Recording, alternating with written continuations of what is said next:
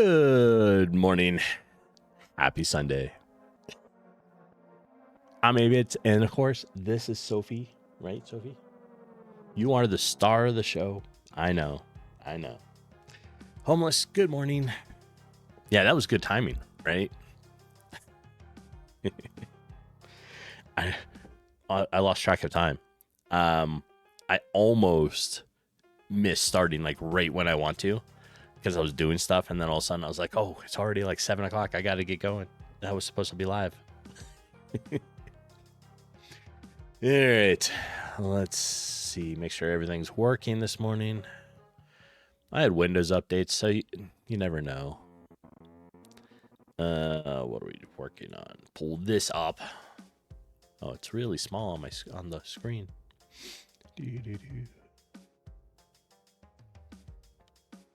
So, I think it's all week. Homeless is the holiday stuff for Ark. I have not had a chance. Well, I haven't had a huge amount of time in the game, but I haven't had a chance to get on there and check out what's going on with it, right?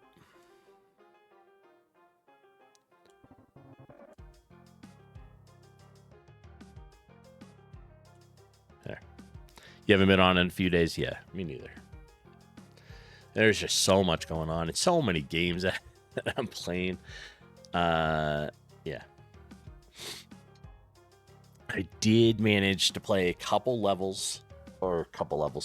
hours of Guild Wars yesterday and got it so that I'm now level 50. Stop. You have to wait. I know.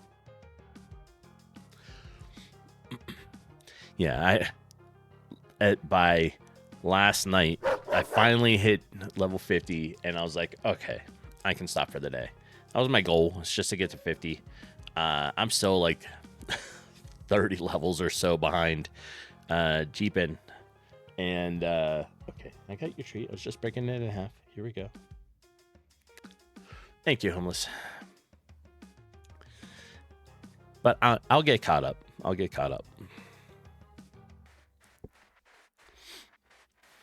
As we approach colder weather, tend to hibernate more and not go out as much, and so that's usually my heavy game time.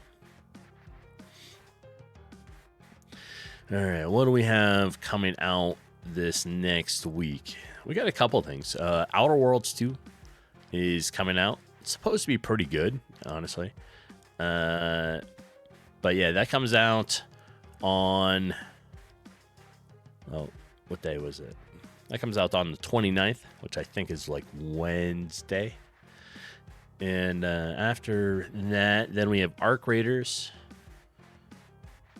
There's actually, I mean, like, there's good games coming out all the time. So it's kind of neat to be able to see them.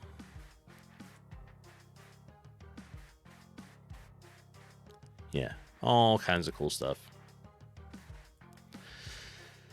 All right. Outside of that, I don't have a whole lot of like game news. Outside of I saw that Ark is doing its Halloween holiday stuff. I think there's new things in the workbench, like that we're able to make. And I'm not sure what else. I know all the like games like to do stuff, right? I know in Guild Wars there's tons, like huge Halloween event, all kinds of stuff to do. All right, let's roll over into doing some game dev, right? We're gonna leave this on because we're watching another tutorial while we're working on some stuff today. We're going to make this smaller. Bring this up there.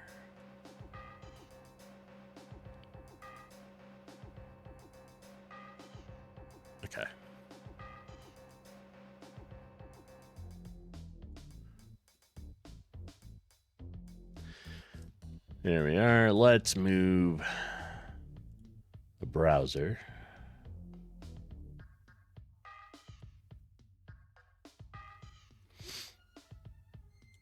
We'll just put it way up here in the top.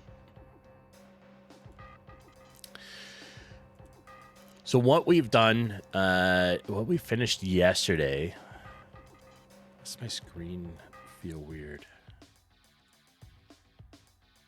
Okay. Let me finish fixing this thing.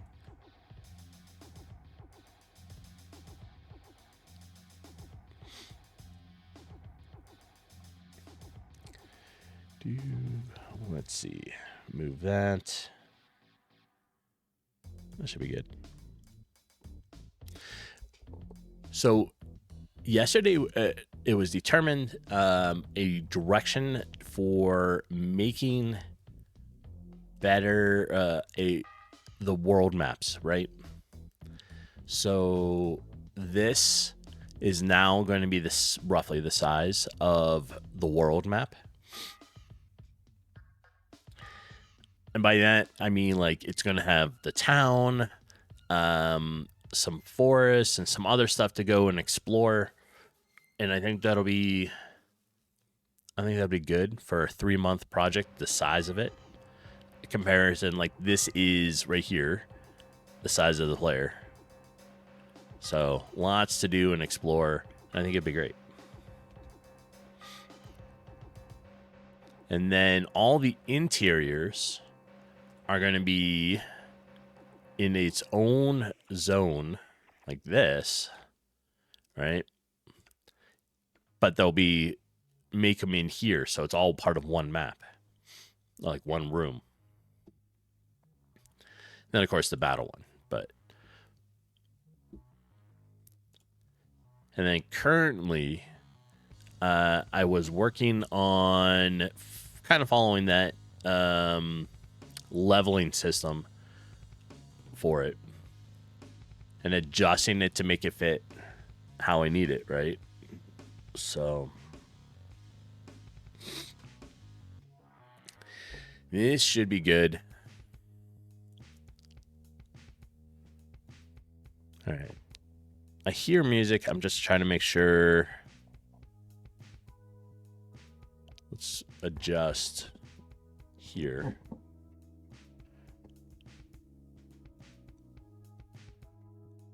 There. So, Homos, what do you got going on today?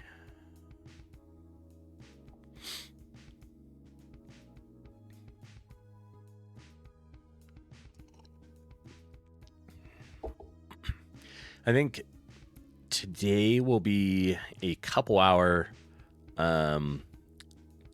of streaming. Then I'll take a little break. It'll be game time. And I think Jeepin's going to be doing Guild Wars 2 because the expansion comes out on Tuesday. And so I know she's trying to finish some stuff to get ready for that.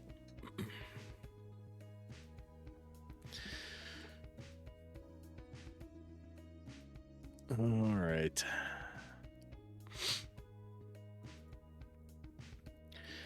So looking at Scribble here, and Scribble is sort of like a text. I don't know what they're called. It's cloudy and rainy, so you and the daughter are going to take the day to just stay home. Excellent. Nothing wrong with staying home. Like I said, it's getting colder. So as it progresses, at some point, I don't really want to go. I don't want to go out as much. I tend to stay in, even though it doesn't get as cold as here as it does in some other places. So you'll probably do some gaming. Nice. You're getting a high of 40. It is currently... Well, it's currently 40 degrees, but it is going to be 70 today, tomorrow, and then in the high 60s, looks like roughly for the next week. But at night, it's dropping. Like it gets down to low 30s, 40s during the night right now. But we are up higher. So a lot of the mountains already have snow and stuff on them. Actually, we just got a big snow last night. The other night? Yeah. Not last night. 2 nights ago.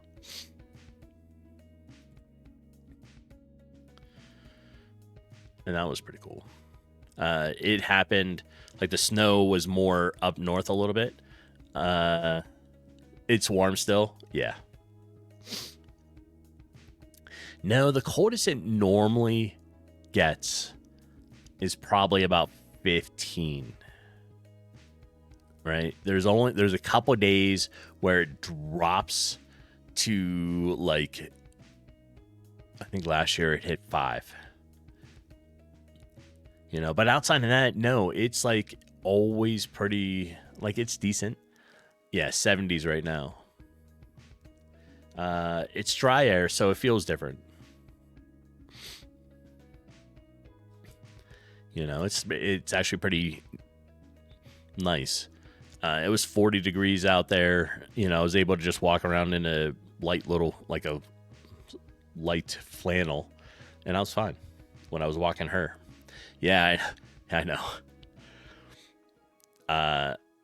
It gets cold. It gets cold. Yeah, no, it doesn't. I've never seen it hit negative, which is nice. And like I said, normally it only gets down to about 15. So I guess we're going to see how this winter goes, but yeah, I did. I used to walk. I loved it there though. Walk around in shorts in the winter, jacket, and I was fine. Mostly because, you know, going between, like, I was there for college, and so between the dorm to wherever I was going. But I mean, like, you're not outside the whole time. If I was gonna be outside for hours, I'd put pants on or something, but shorts is fine. All right. And Sophie, none of that. No.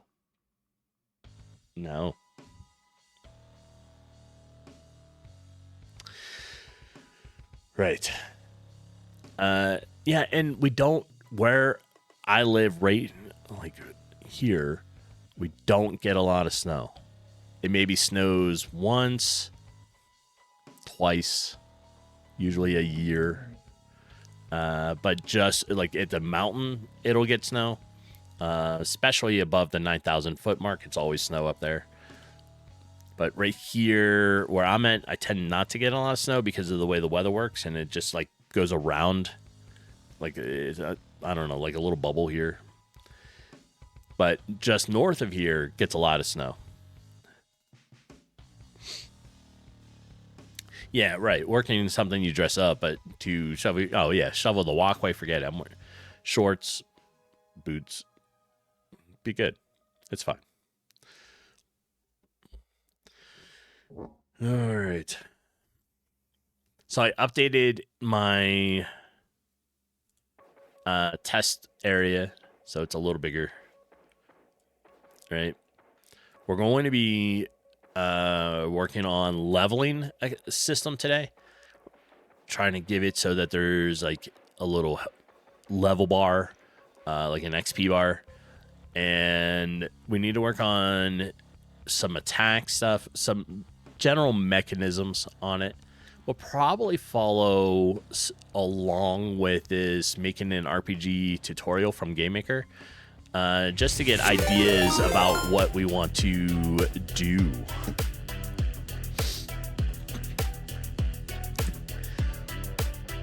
Welcome in, Cat. Thank you for the raid. How are you doing today? I appreciate all of you coming in, and I'm glad it worked. I saw the little zombies on screen for Halloween. What's up? How's everybody doing? What were you working on this morning?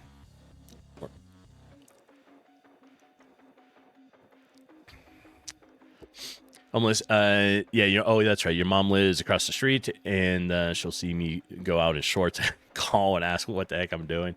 That's a mom. That's a mom. You've been working on a Bee Tycoon game. Oh, excellent. You're still working on that? I read your slogan, something mead, right? Captain, please share whatever you would like. You got a blue sky post for it? Perfect. All right.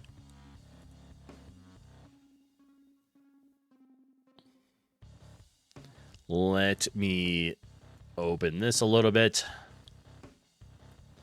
That's it up in the top corner. You had me at mead. Hello. That's it.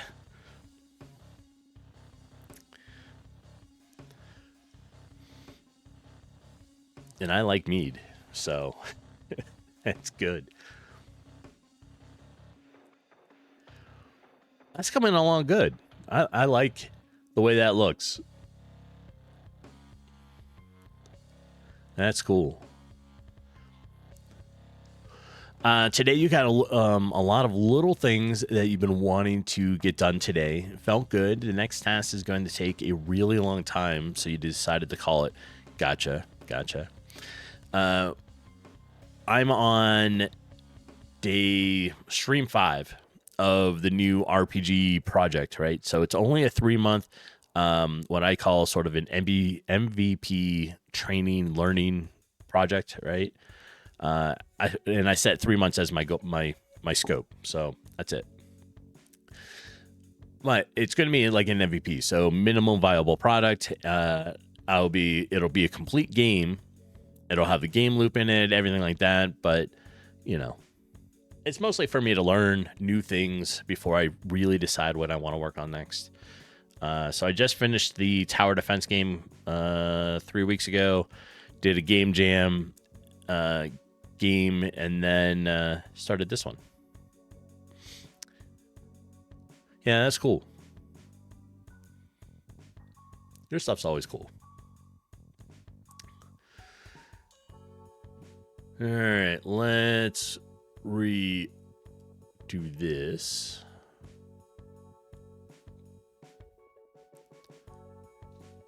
There. And so far, all I really have is this, right? So let me run mine here. Make sure it works. No, it does not. Oh, scribble. Yeah. I know scribble. All right, let me try it again. Most valuable professional. I mean, if I'm valuable, that'd be perfect. But viable product. Like minimum viable product. It means it's a full game, but some of the bells and whistles aren't necessarily there. It's mostly a learning project for me to be able to try everything out, right? So we have the barkeep who's walking around, and then we have a skeleton who's not facing us right now. But when you interact with the enemy, it says, "Oi, I have you now." But when you touch them, it brings you into a turn-based attack system.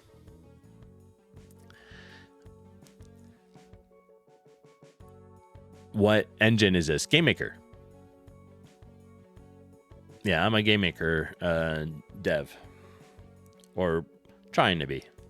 Let's put it that way. So we have the player and the enemy are facing each other. You both have health bars under it. The player has an additional one. So it's right here. Right now I have 3 buttons. I mean, it's just circles and a little dude. Right? So if the little person wants to, like, if you want to run away, you click that one right now. But if you attack, it sort of makes the button go transparent. You move, it attacks. Then the enemy returns attacking, but now that I attacked, you can see the button is, or the energy bar is going up. The game industry term is vertical slice. I've never heard it. What is it? Like, what vertical slice for what? Like an MVP?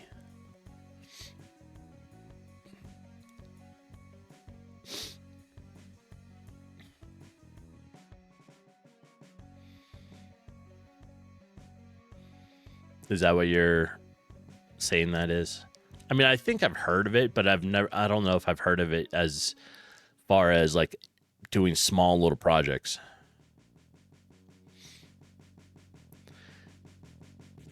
So I took my project management MVP term and used it here. I was just like, you know what? I'm just going to call it a minimum viable product because it's going to be the product. It'll have menus. It'll have start to finish. It'll have a full game loop. And yeah. It used to be a game contractor for some companies doing games. Nice. And stinkiness homeless. Too much coffee again. All right. So once you attack, you do it again. Right? Your energy bar has gone up. Health has gone down. And once your energy bar is all the way up, you have the red button show up. So now you can do, this is like a light attack and heavy attack. You can do a heavy attack, does more damage. And then once you defeat the enemy, you are placed back in the game right where you left off. Right? The graphic artwork that I think I am going with in this particular game is going to look like this.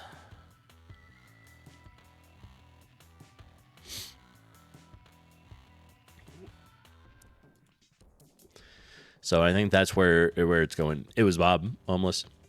If that's your new nickname, sure, it was Bob.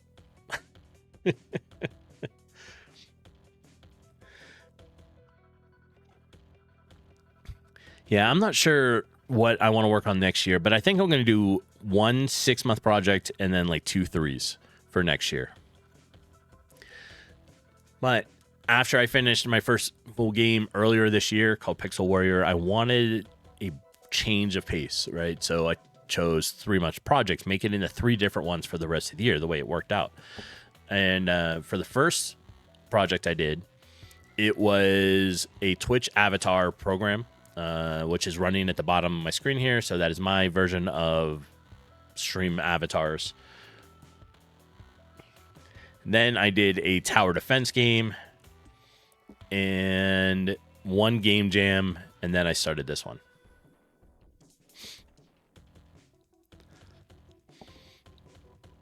Yeah, it was actually up there just a little bit ago. Was the tower defense link for it. It's on my itch page. It's kind of Zelda tile based stuff. Yeah, well, it kind of looks it, right? It's 2D, older look. I'm old, so you know I like older stuff. But yeah, it's very tile based for this. I am not using necessarily objects for making things, but I'm using tiles for it.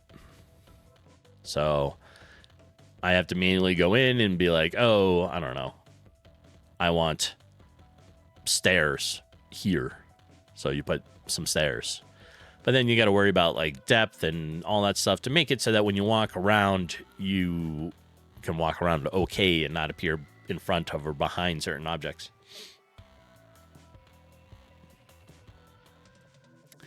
With a 3-month project, I am not. I'm doing 5% of the artwork. I'm bought an asset pack. You started on the Xbox XNA. Did you do XNA programming? like Xbox arcade stuff. I did that. Oh, you mean on what console you started playing? Gotcha.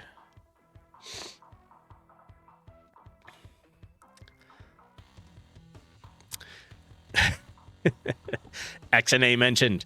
Yes. Years and years and years ago, I did XNA stuff for Xbox Arcade. Then moved on. But yeah, asset packs are totally a lifesaver, right? And for only doing a 3-month project, I'm 100% okay with just buying asset packs. All this work, right? Like, I don't have time to develop all this in that amount of time. So, like, I'm totally okay with be like, you know what? I'll just find some asset packs. There. Did you see the RPG you made in XNA a lifetime ago? You built out a whole engine to build an RPG, then never built the RPG. No, I don't think I have. You need to finish the RPG. That's what you need to do. Revisit. Right? All right.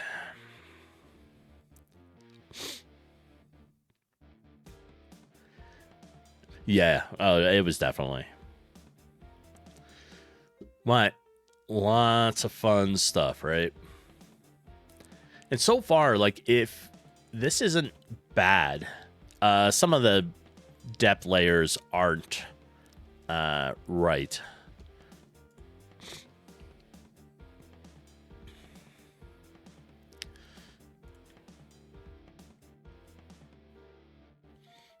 So when moving around, this, I mean, I'm thinking that's kind of like how the road looks.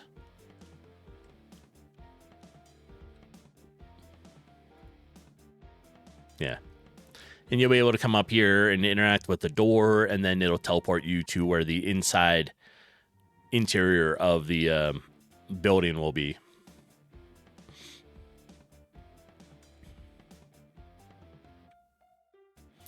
And the pumpkin guy is not the final character. It is totally just because of Halloween. That's why I picked, like, the pumpkin and a skeleton.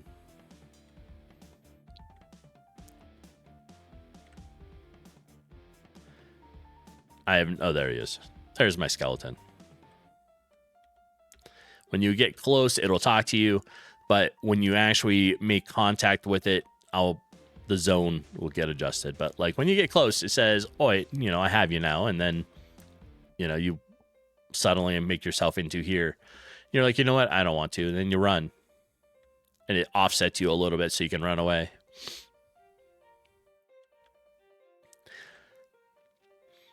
I like Zelda stuff.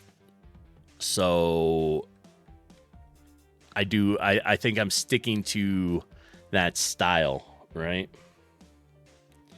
Panuch, welcome in. I heard the Sophie treat. And now she does too. Hi, Soph. Sit. Good girl. All right. For those that don't know, Sophie is the star of the stream.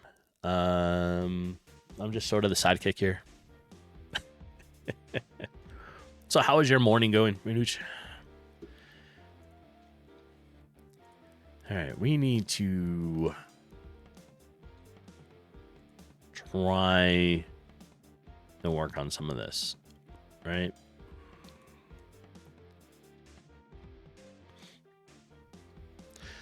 Oh, seriously, like, I was not paying attention, and ads have gone off.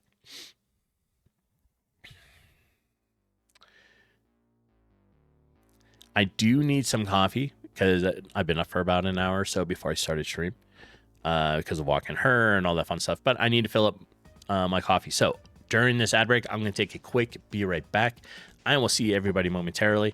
hang out, and I'll be right back.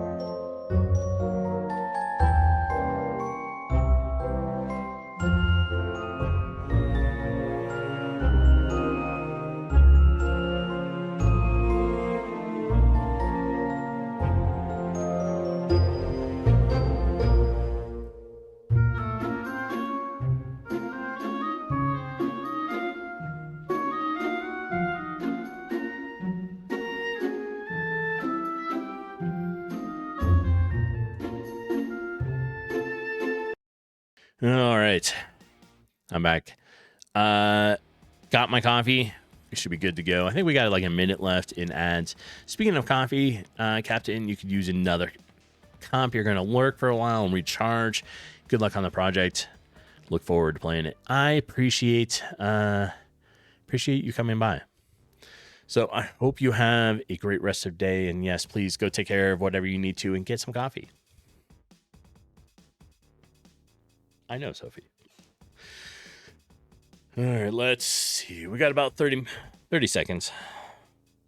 And then we'll get back into some stuff here. So we're going to be drawing this. Oh, you launched yourself. Oh, there you are. You came back. They're not very high rockets.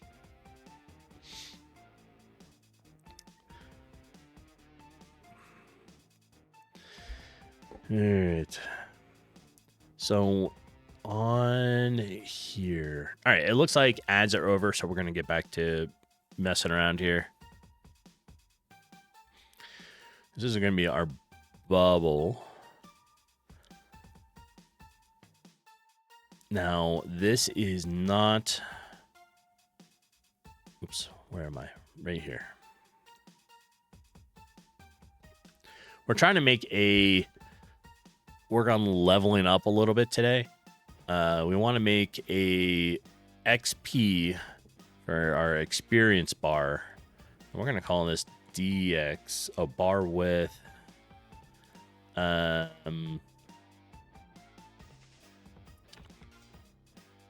I'm a bar width, and let's do bar height.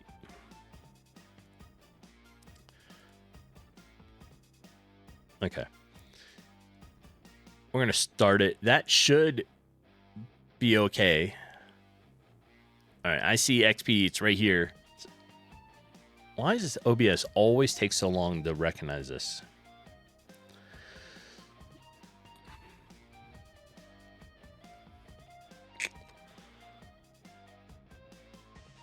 I don't know.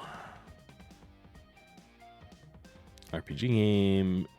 It's set to see it right. No, whatever. All right, but we can see it. It's real small. It's just up here in the top. It just says XP, which is fine. Outside of that, we're going to do... So it did not draw. We don't have colors or any of that stuff. We only have the font for this. I think we want to do... Let me look at how I did scribble for the bubble.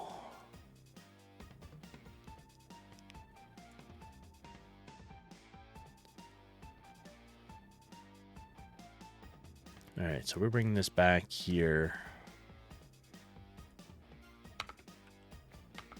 There. All right. And let me tell you, Benuch, I cannot wait for that new game chair to get here. This thing, it's like sitting on like, I don't know, has no cushion left. It's just solid.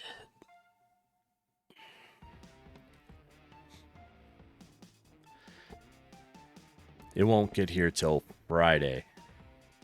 So, a little bit of a wait.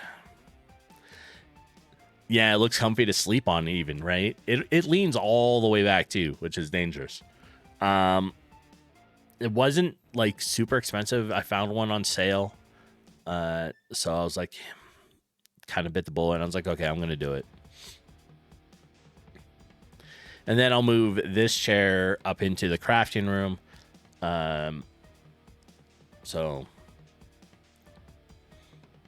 be able to use this up there.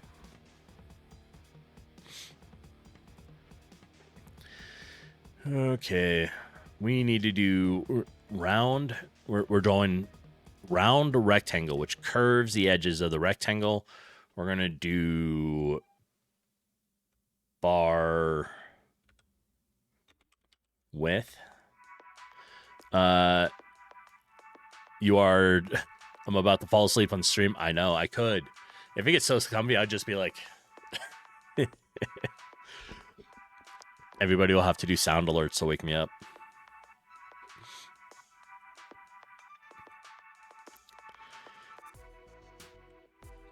That would be funny.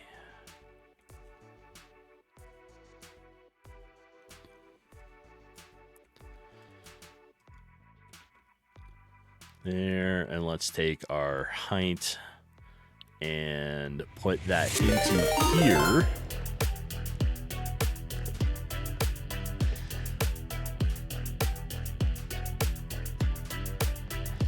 Welcome in, Black Void Titan. How have you been? And what have you been working on? Good afternoon. Good morning from me. I saw you on. I did not get a chance this morning to be able to stop in. It's just a little hectic before I started streaming. But you're doing a game jam right now. Which one are you working on?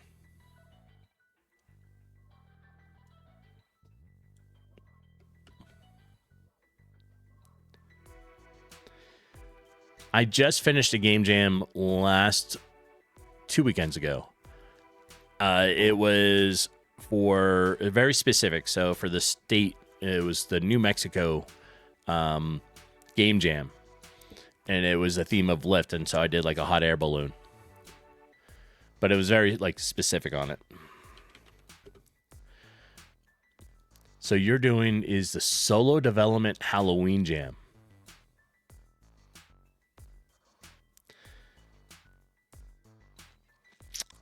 I didn't think about it. It would have been cool to probably find one to do, but that's all right. No time now. How long do you have for the game jam, and where are you at with it? And if you have anything you'd like to share, please go ahead, drop a link in there, share some stuff.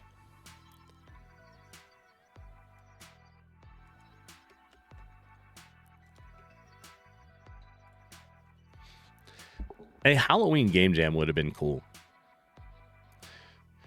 The only thing I got for it's 72 hours. Today's the second day. Oh, nice. All right. Yeah, that's about the length of the New Mexico game jam. It was like 4 days. I only had 3 days of it to do. So put in like 23 hours in those 3 days and completed it. It was... Let me bring this down here so I can show this a little better.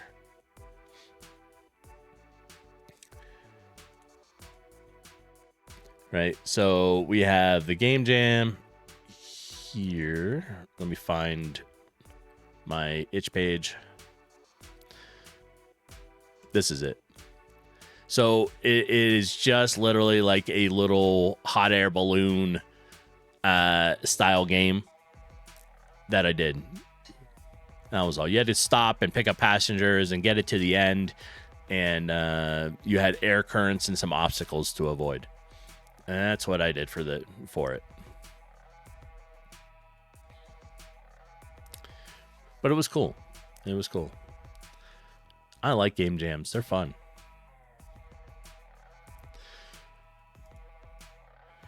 All right. Yeah, it looks cool. It was. The theme was Lyft, right? And here in Albuquerque, we had just finished the hot air balloon fiesta, right? Oops. And we have every year it's a week-long event. You have about 500 hot air balloons being launched, and it's like the skies are crazy. It's literally like this when they're all going off. So with the theme of Lyft, I was like, you know what? I'm going to not only pick up people and be a ride lift, I will have a hot air balloon for going up. And that was it. Thank you for the follow. I appreciate that.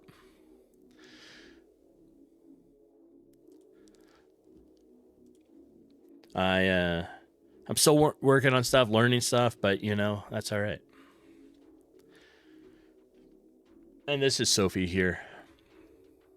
Yeah, a lot of hot air balloons, right? I know. Hi, Sophie. Sophie's really the star of the stream. I'm just kind of the sidekick here. She knows it too. She's like, oh, you know, you got a raid and run. I appreciate that you raided in, and it was nice to talk to you. So have a great one. Thanks for lurking and for the raid, and I hope you have a great rest of your day. All right, so back to what we were working on. We were trying to set up. I'm readjusting this a little bit here. Stop. You have to wait until you get someone says you can have a treat. Not right now. I know. All right, so we wanted bar H. Let's see. This is a XP bar.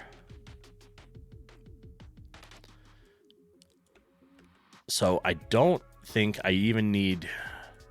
We're gonna make it, but then I don't need it. So this one here, we're gonna comment out.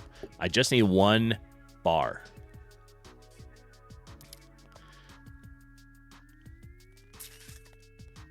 Yeah, just one bar. Now we're gonna make bar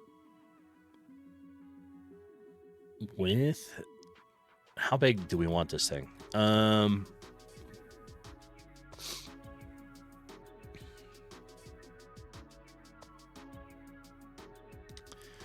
Where do we actually want this? A bar H.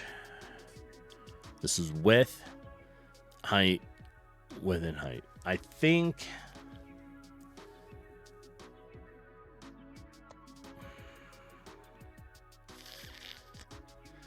we're going to want to do, we're going to draw it here. So if we do, this should probably be dx, and this needs to be dy, and we're just going to make it the way it needs to be for right now until we see how the bar is going to show up, right?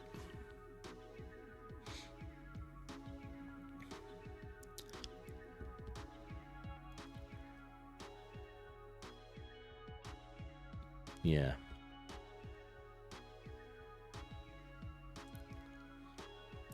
And if we draw this with bar width, bar H, I think we're going to probably try this, draw this at dx. We should probably also put this at dx. So dx.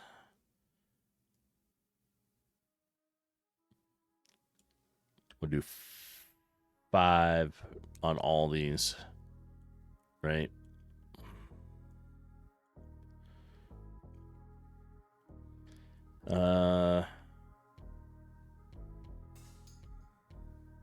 If we leave that at 15, actually, that might be all right.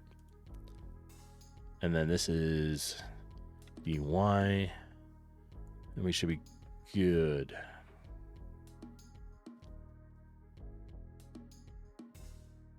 All right, let's see. I probably messed that up a little bit. Okay, so there's the initial bar up here. The placement, we won't worry about right now. Like, we're just going to worry about it up here so we can see it. All right, we're going to open this again. And am I logged into the on here? No. All right. I think I have you on my account, but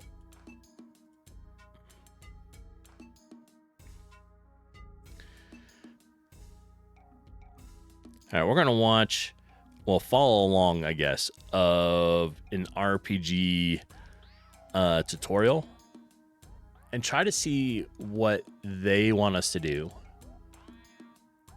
And then we're going to make an adjustment to ours. So this is a leveling system.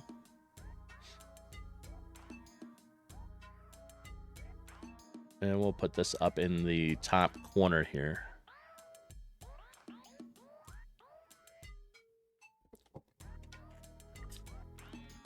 All right.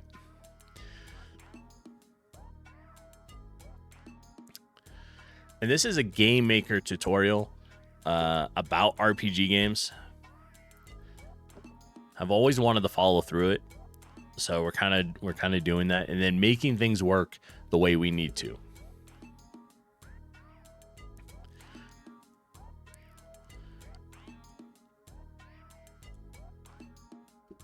Now we want to draw bars on the screen for the health and the level.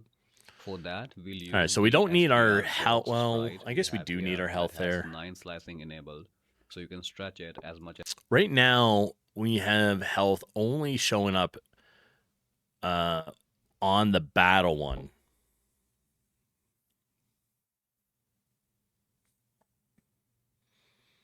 I guess having your health bar on the overview, like when you're walking around in the overworld, like map, might be a good idea too. So I suppose we can follow that all the way too. It retains its corners. For the text, we need a font. So let's go into the fonts folder and make a font asset here. I'll select a font I want to use and set the size. Now to draw the bars, let's go into OBJ player. In the events, I'm gonna add an event under draw. It'll be the draw GUI event. This event is used for drawing something directly on the screen instead of inside the room. And this is gonna use the size of the game window instead of the size of the camera. So anything you draw here will be 1-to-1 to the screen pixels on your monitor. Let's make. All right, so I'm going to code out the stuff that I was working on because this is what we're going to convert the stuff like they're talking about into. I'm using Scribble for text, so we need to make sure we appropriately do that, but we'll follow this and get it turned, like set up, and then we'll adjust it to what we need. Some local variables here. We have the X position where the bar will be drawn, then the Y position, then the width of the bar, and then the height of the bar. I'm gonna set some text properties next. We are using the font we just made. Then we are setting the horizontal alignment of the text to center and the vertical alignment to middle. Next, let's. All right. So set our properties. Oops. Font. We're doing XP bar because I had already made the font, so it's over in my font folder here. And then draw, set, align, doing center, draw, set, V, align, FA, middle. All right. Let's figure out the width of the health bar. This will be the bar width multiplied with the HP divided by the HP total.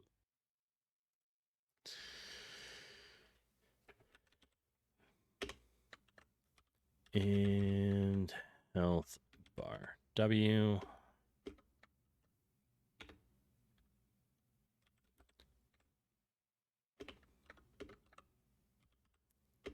All right, so we're first setting up the HP bar, and then we're probably going to be doing the same thing. This is going to be... Let's draw the base of the bar now. This will use draw sprite stressed and draw SPR box with its first frame. We'll use the X, Y, width and height that we created before. Then let's use a different function that lets us color the bar for the inside of the health bar. This will draw the second frame of SPR box. The X and Y will be the same, but the width will be the one we calculated for the health bar. Then the height will be the same, and we'll set the color to red and the opacity to 0. Okay.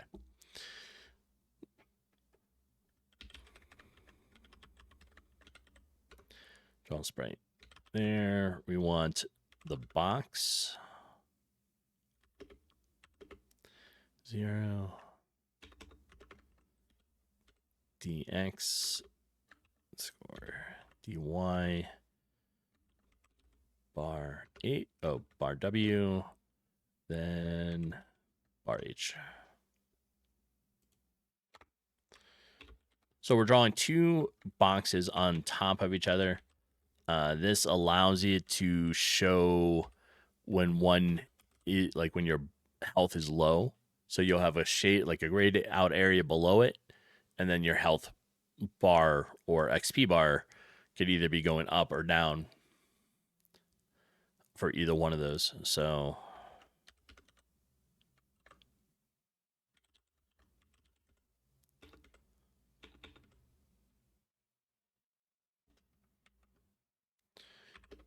and then we want 1 dx dy health bar bar H C red 6. All right.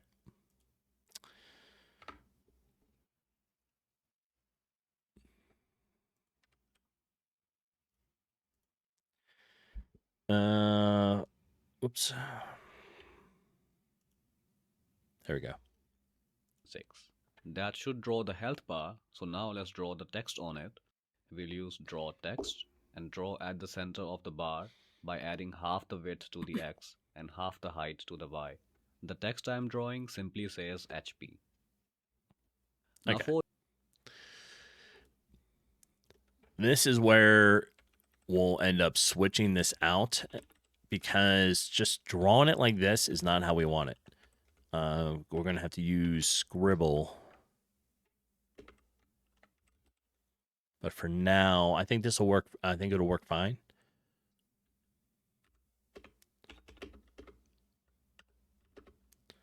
Underscore dy plus bar H divided by 2.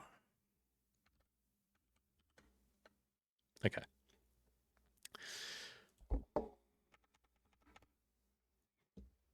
For the XP bar, let's figure out the width for it. This will be the bar width multiplied with the current XP divided by the total XP we need to level up. So the bar will be larger the more XP you have. Then let's move the Y position down by the bar height plus 8 to give it some margin. We're gonna draw the base of the new bar. So let's call draw sprite stressed with the same values as before. Then let's draw the second frame with the color version of the function. For the bar width, this is gonna use the new width we just calculated. The color will be blue and the opacity 0.6. Then let's draw the text over this. It will be drawn again at the center of the bar. The text this time will be a special string that begins with the $sign. This means the string can contain variables. It's gonna say level and then contain the level variable of the player. So it shows the... All right. So we're drawing XP bar now. XP bar W.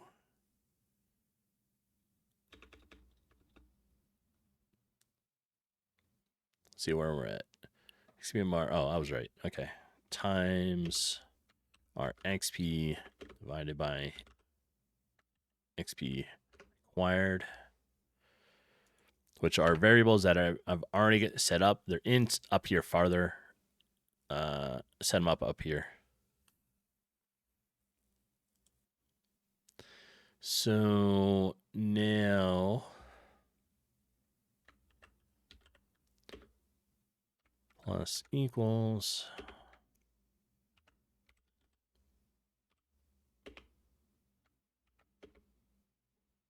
and what are we doing? Plus 8. Okay.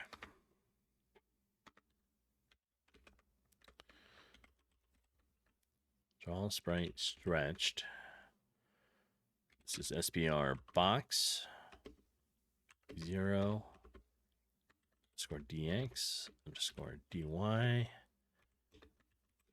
bar there bar H. Then we're going to do the top box. So draw sprite stretched.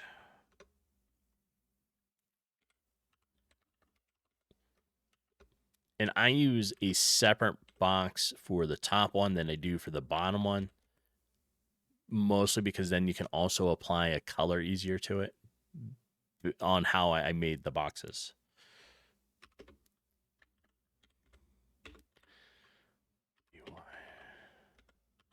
XP bar H.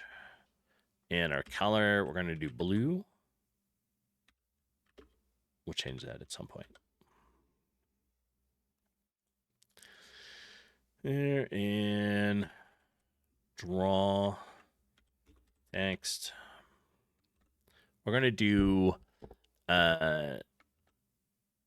dx plus our bar with 2 and bar. No, dy plus bar height divided by 2. And we use our here level. All right. That should set it up. Now we have both our 2 boxes. We're going to be doing our HP box, which is this one. And we have our XP bar for here. And like I said, when we're doing this, we set it up this way. We're going to be calling level to obtain the information from the player level, right? So it will identify where it is. And I already created those up top here earlier. All right.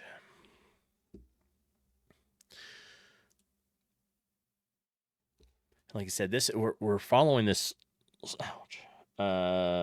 little level tutorial on a RPG series.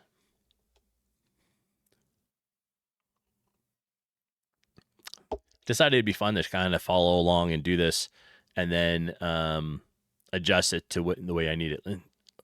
Right before I started this one, like I was saying, we're going to be using Scribble on some of this stuff.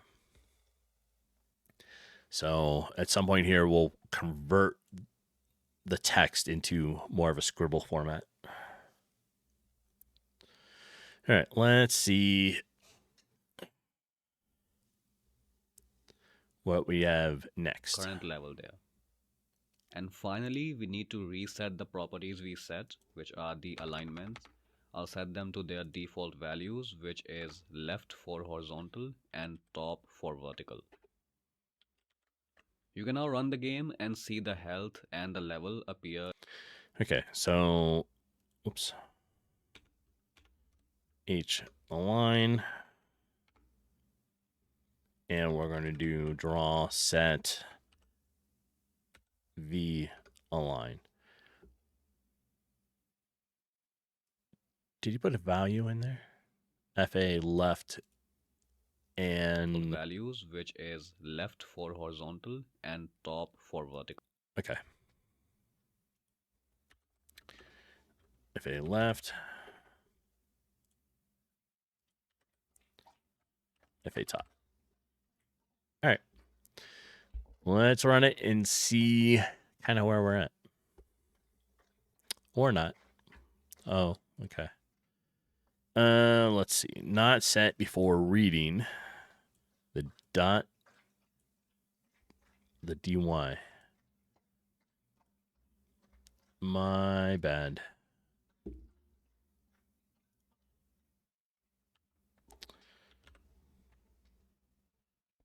Okay, make sure I got them all right. I think that was the only one I missed. Yeah.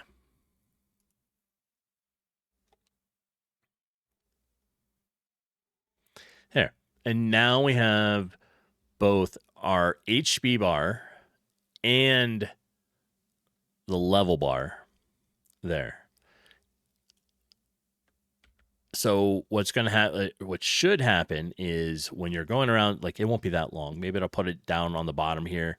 We'll have like a little, I don't know, maybe some menu or just some user interface stuff. A quick bar, maybe access to your like a small inventory, that kind of stuff. And then we'll have the HP and the level bar down here. Right. So the idea is after you go and you fight and you take some damage here, when you come out, that HP bar will adjust to where your health is when you leave the battle. So you're going to be able to see how that works. Okay.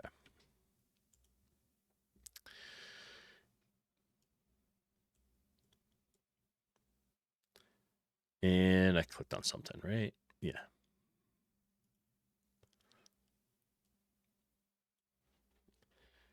There we are. Let's continue this and see what is next. You can now run the game and see the health and the level appear in the top left corner.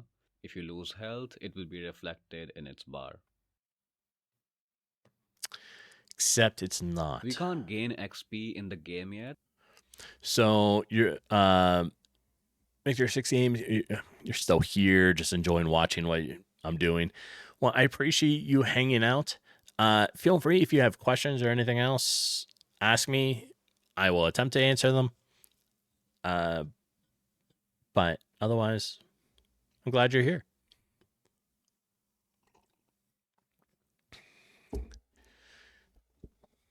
All right. So we have the XP bar. We have the HP bar. The HP bar is not updating to where you are when you come out. And it's probably because it's not a global, so it's not keeping the information when it comes back out. You're busy coding a PCG in a BMY. Oh, in your map layer system. Nice.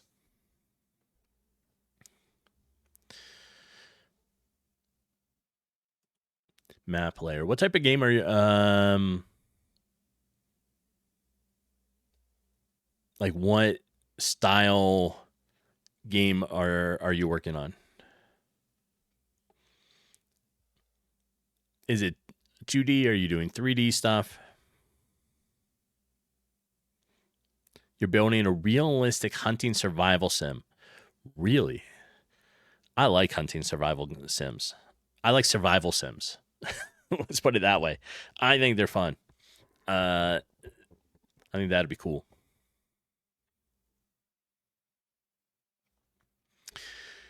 All right, let's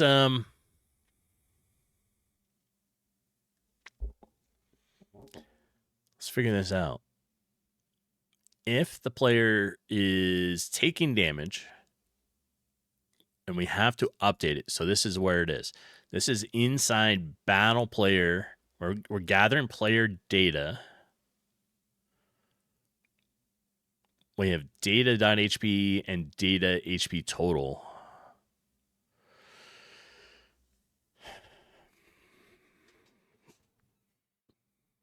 I don't think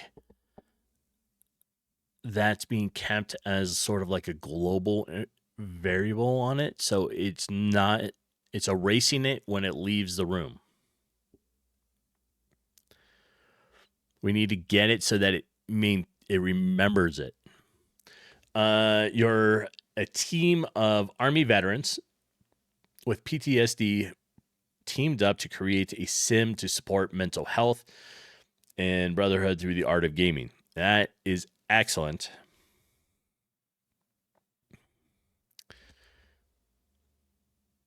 I always like when you find teams that are support of veterans and stuff.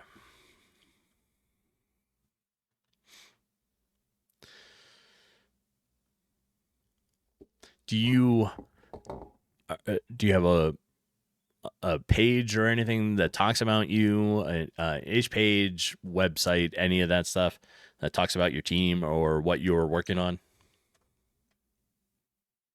And Victor, do you stream it? Like, do you stream your progress or any of that stuff?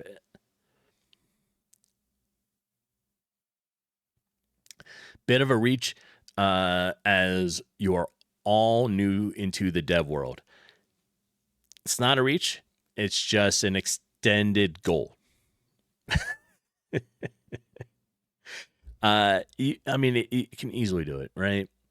I'm not a programmer, right? I'm really good with like knowing IT stuff and what I do for work, but like I'm not a programmer per se. So having to learn game development, I started about a year and a half ago. And it's been, it's rocky at times, a couple steps backwards, multiple steps forwards. Yeah. So plus trying to fit it in with everything else I do during the week, because I don't do this full time. This is just a hobby, right? Still work and all that other stuff.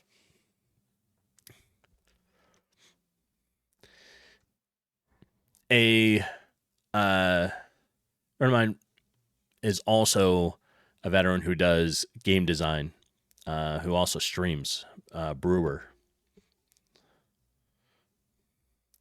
So you're currently building a website at the moment, but we are on here, Instagram and Facebook, bit bare bones. But getting there only started about 6 months ago. We also have a Discord dedicated for the studio. That is excellent. What is your you can post your Instagram if you want.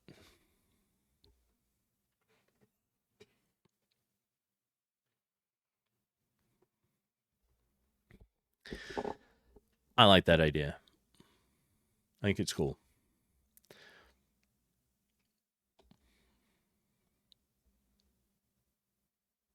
I bet you could get doing stuff for veterans. I bet you could get funding to help initiate and start up and do all that fun stuff if you haven't already.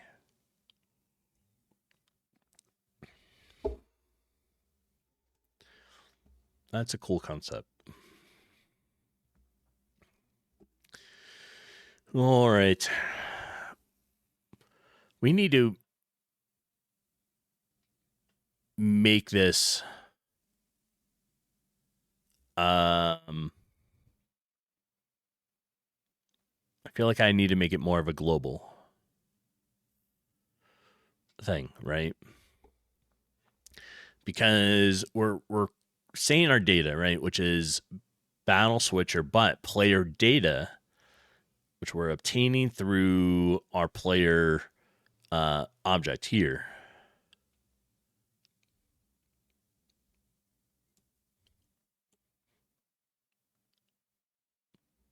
But yet when we leave the battle map, we're not retaining where our HP is. So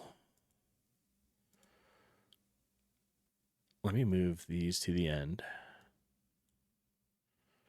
This is battle enemy code. Okay, player code.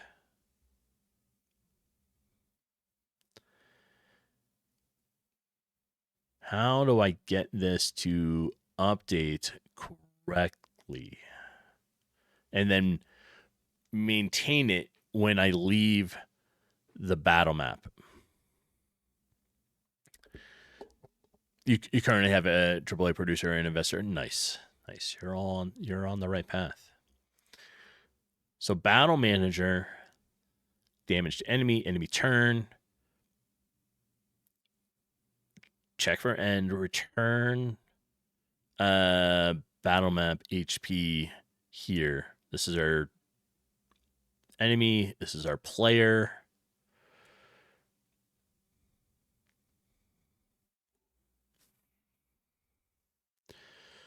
So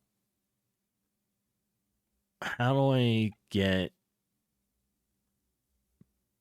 object player or object battle player data dot HP to be updated when I leave? That's what I need to work on. Victor 6 games on Insta. Perfect.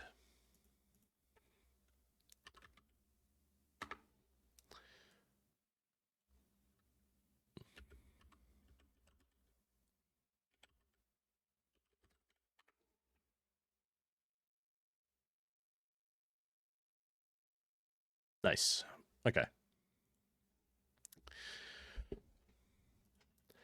Oh yeah. Are you going to be streaming your progress, or are you? Let me pull up your page here.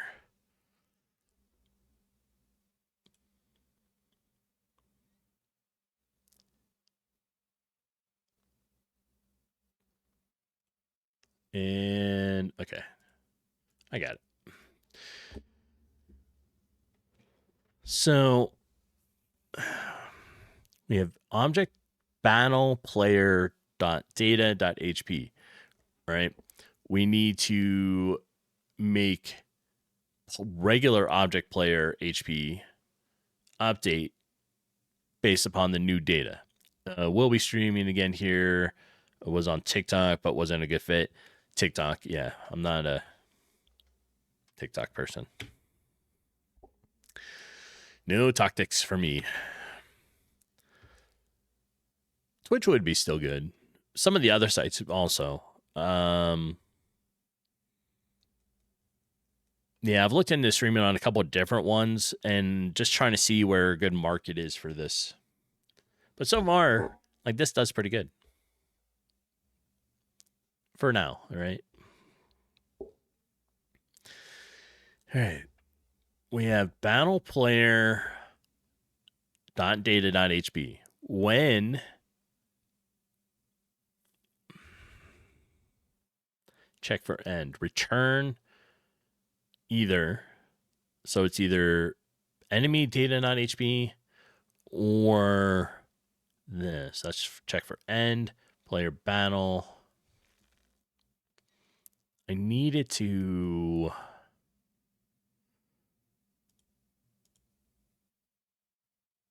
Let me close that. So it's between these two, right?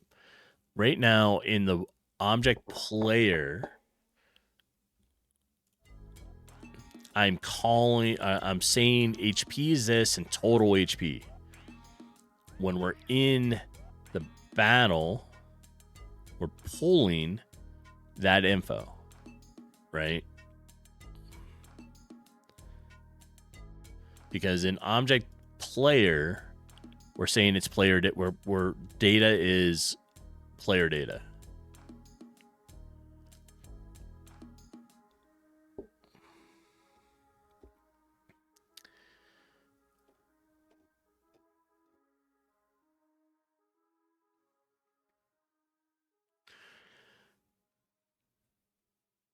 Those are two different objects. not the same one. Inside player, what if we did same sort of thing, right? So we're kind of updating, like it pulls the info and it knows where your health is. So when you lower your health and you leave that room, we needed to identify if you've been hurt.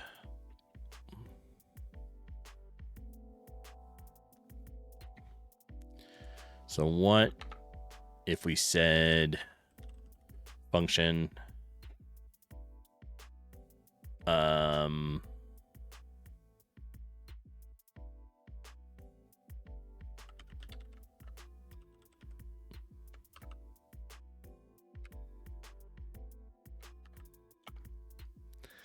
player hurt? I don't know. Right?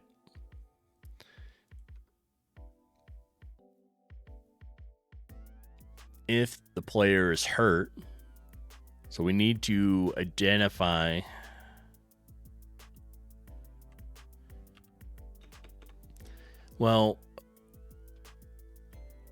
okay, hold on. I need to make globals, I think.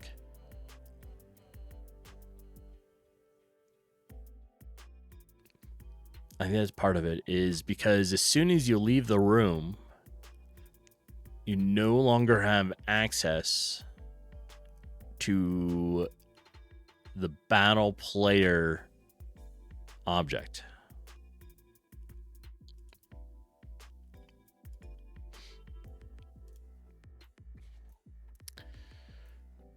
Right?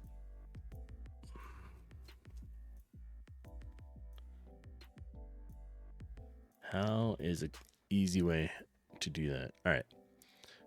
For right now, while I sort of stew on that and think it over, let's continue with the tutorial, and let me go back to where we were.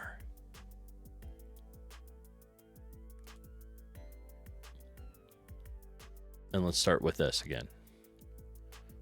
So let's work on that. We're gonna make enemies give us XP when we defeat them. So for that, let's go into obj enemy parent. Enemy parent.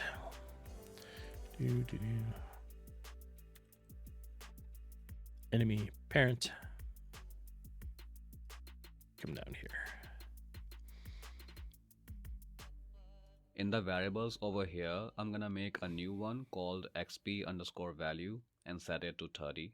This is how much XP the enemy gives us, and you can change it for different enemy objects. Now this part applies if okay. That was down here under variable definitions, right? Of,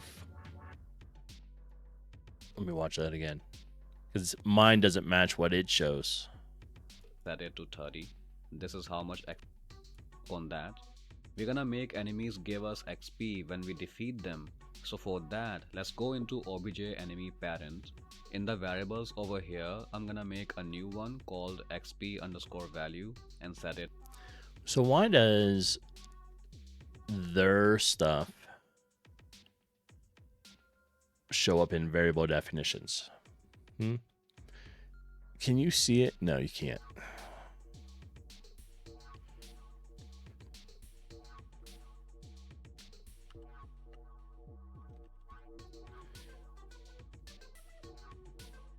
All right, we want this to be XP. We're going to say this is 30.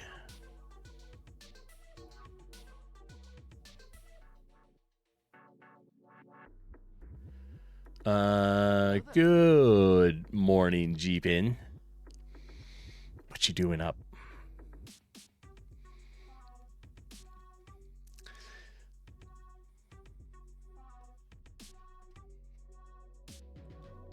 Panucci said good night. You got to go back to bed.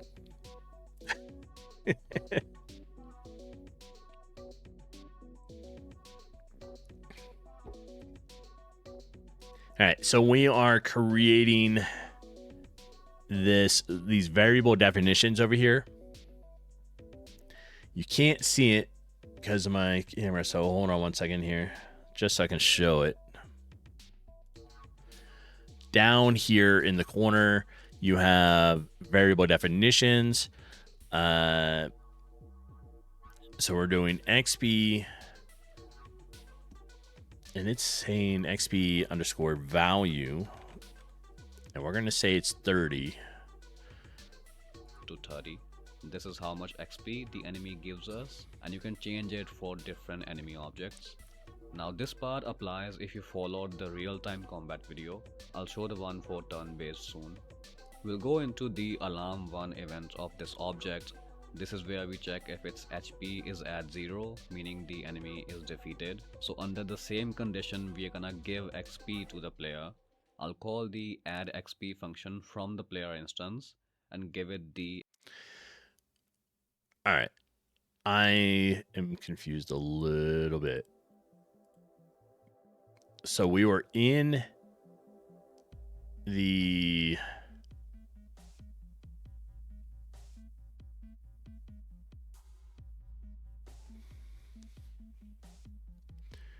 I hate when they don't show the whole thing.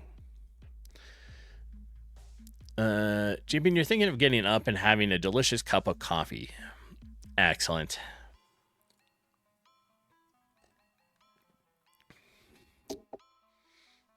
That's what I'm having.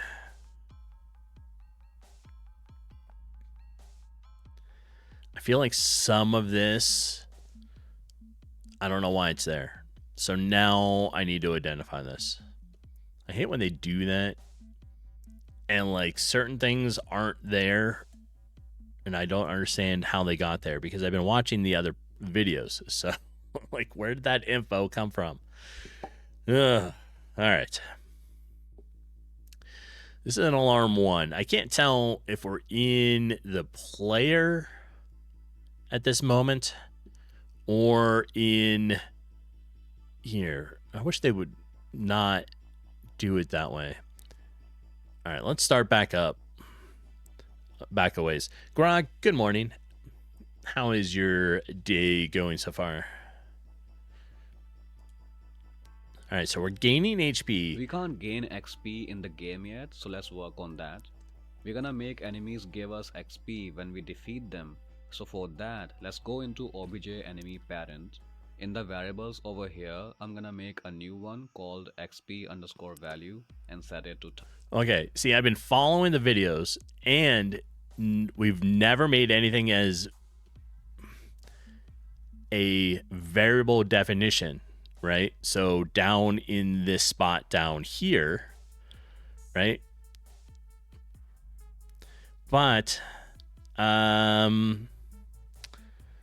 don't know what it's doing. So let me put my camera back and then try to figure this out. So he clicked on parent enemy.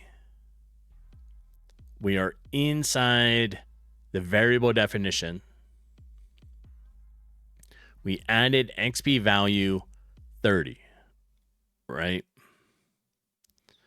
Then he does 30. This is how much XP the enemy gives us, and you can change it for different enemy objects. Now this part applies if you follow... Like, I don't know where all this other stuff came from. Like, I feel like this part 3 didn't follow the other ones very well because there's a whole bunch of stuff I have no idea where it came from. For the real-time combat video, I'll show the one for turn-based soon. We'll go into the alarm 1 event of this object. This is where we check if its HP is... Which object is this?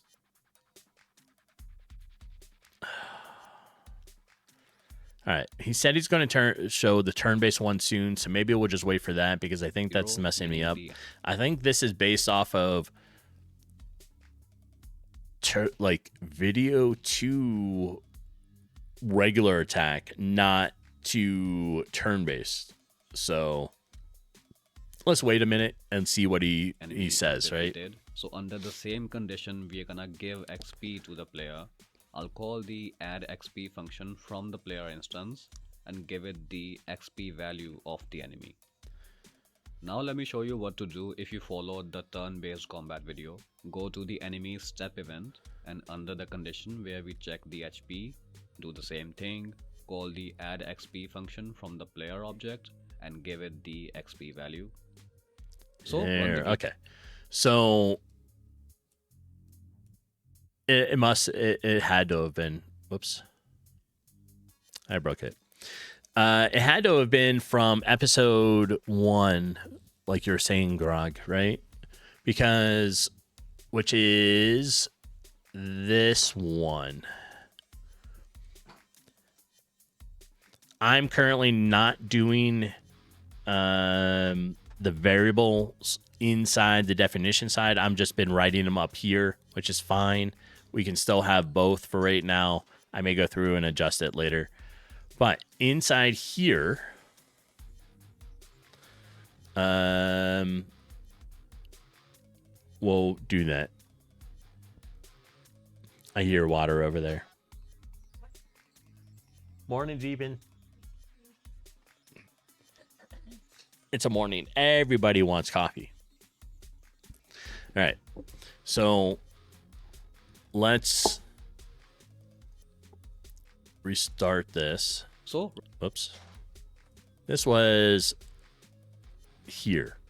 All right. So inside here, yeah, keep it the same way I've been doing it. XP, create value. Right.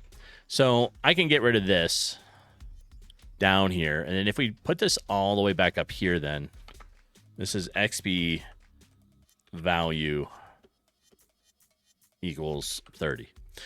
Oh, I do have one issue with globalizing an HP value that you might be able to help me with, Grog. But let me finish writing this here.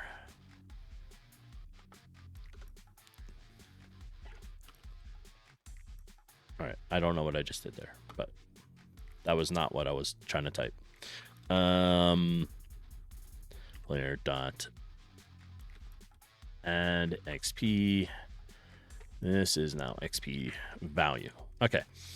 When I have two different player areas, right? So in the battle map, I have object battle player code, which is pulling from player data, but like it's updating based upon the HP, right? So my issue is after you're inside a fight, so you're here and you're fighting, let's say you got hurt, right?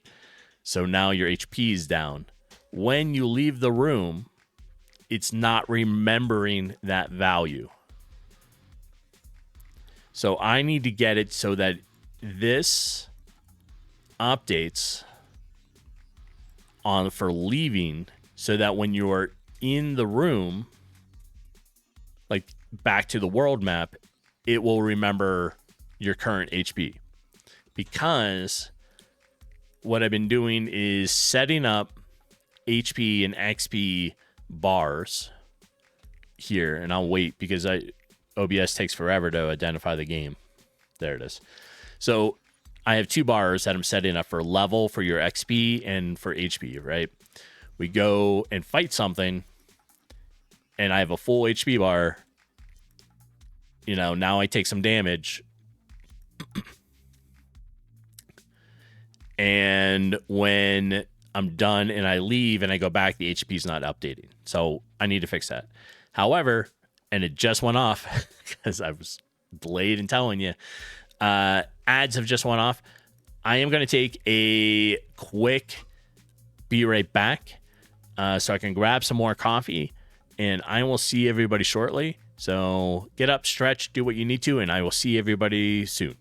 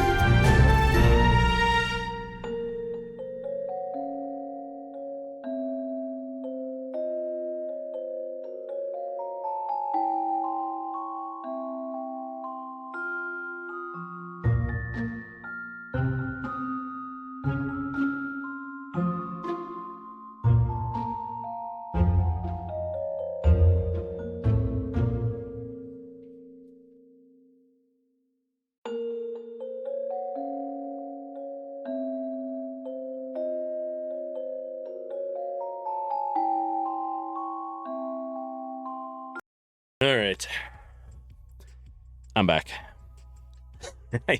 I went over, started talking to Jeepin, and came back, sat down, and realized I didn't even get my coffee, so I had to go back and get my coffee. All right. Where was I? Oh yeah. So inside the battle room, right? This is the issue. Like when you go in, you attack, you leave. The health bar is not being updated when you leave the room.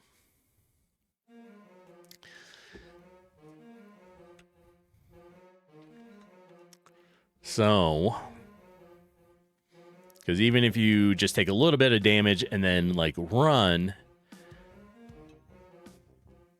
it's not updating. So I need to make, I think, some sort of global to better translate this stuff over. Homeless, thank you for the Sophie treat. She's around here somewhere. There you are.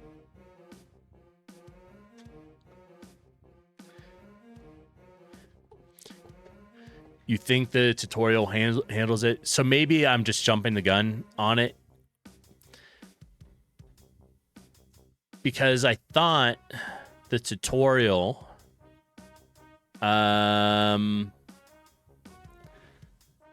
said, okay, just go ahead and run it, and now it's taking the damage. But it might be because it was using the regular attack system, not the turn-based, which is a separate room. So maybe I'll just wait and see if it updates, like if the tutorial talks about it at some point.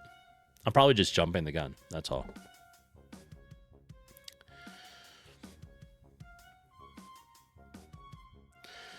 All right. So we were in parent enemies. We added this line. Oh, where is my stuff? Okay.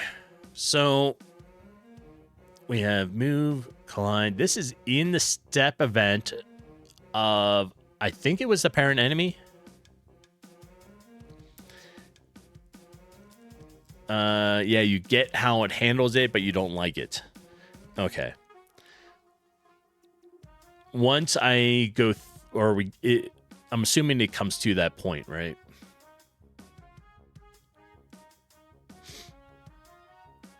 To fix that, go back into GameMaker and click on your game room, which for me is room 1. Go into the properties and enable the persistent option. This way it'll remember where everything was when you leave the room and come back.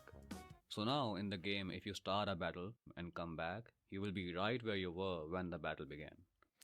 True. Let's take some time to take a breath now and move on to the next section. Okay. I have... Oh, room battle is not persistent, but I have... They should all be persistent. Okay. I didn't realize that was the XP part. As well, right? Or your HP, I should say. I thought that was just to help remember where you were with it. So anytime a room changes, instances are destroyed.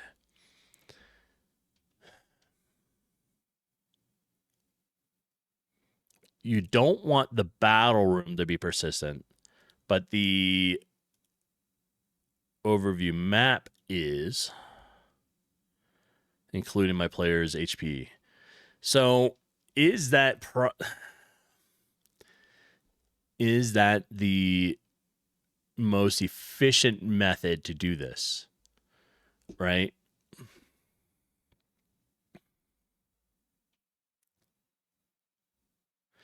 Well, let's just get it so it works and then focus on maybe a more efficient method to do it. Right? World map I need to have set to persistent. here we'll set it to persistent. So the question then becomes, I don't want the battle room to be persistent, do I? No. I think just the world map. All right, so let's start it now. We're in the world map. We'll take some damage here. Leave. And I came back. Okay. So that is what it was. Right?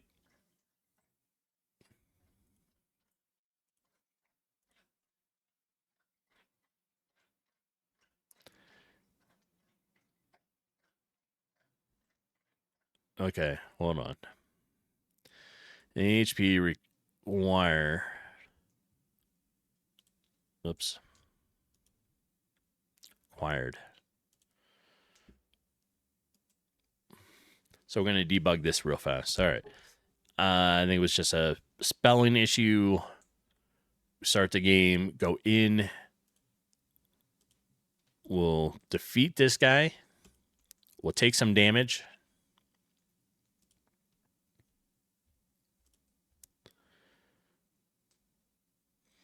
And my XP bar went up.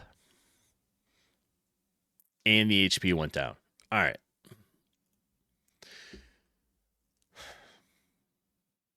That was it. That was super easy. I totally was thinking something else. I didn't realize when it was talking about the persistent, and I also forgot to make this room persistent, that it would also affect the HP. I was thinking of it more just of where it was. Yeah. Plus, I'm sure I was talking during that time and totally forgot it.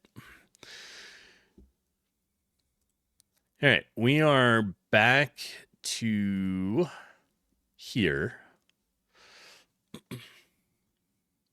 I mean, there's got to be better ways to do it. I'm sure setting up maybe a global variable or something so that it will retain it. Yeah, we're going to finish the tutorial so I have everything done on it, and then we can I think will be maybe a good way, like, review different ways to do it.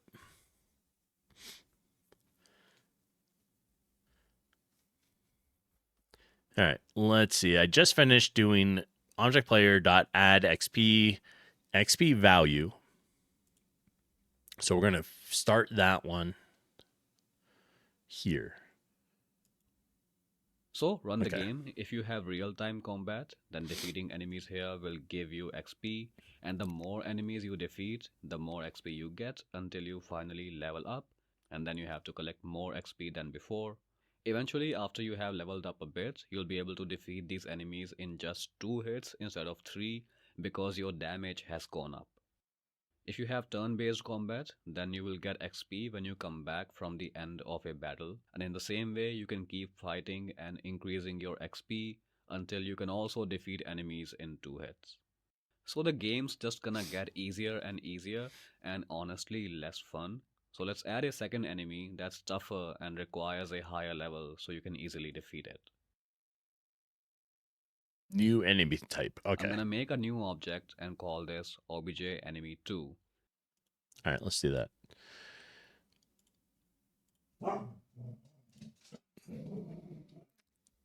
I hear you grumbling over there, Sophie. Yes. All right, and we don't have. Let's see. We need a sprite real fast.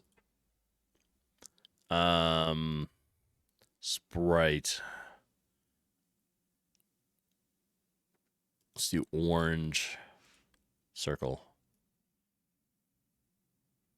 That's my enemy.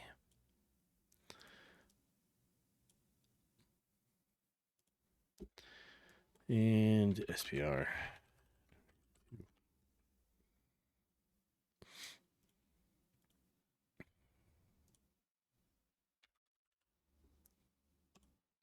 There we go. Okay, so now we have object enemy 2. I'll give it the sprite for Yeah. the second enemy. In the parent menu, I'll set its parent to obj enemy. Set it to our parent.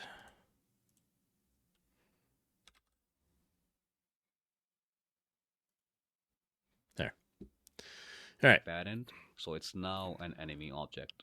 It's gonna get the variables from the parent here, so we can tweak these to make it harder. I'll edit its HP and set it to 6, so that's double the health of the first enemy. Then I'll set its damage to 2, so it does more damage to the player. And also edit the XP value, so you get more XP once you defeat. Okay, so inside here, we need to change this, which I can't right now. So I want to override it. It'll make it disappear. Or inherit. Override. Probably override. Override would allow me to edit and change the values of it. Inherit should allow me to bring those values forward, but then add to it. So I want an override. Override would get rid of all the code from the parent. Oh.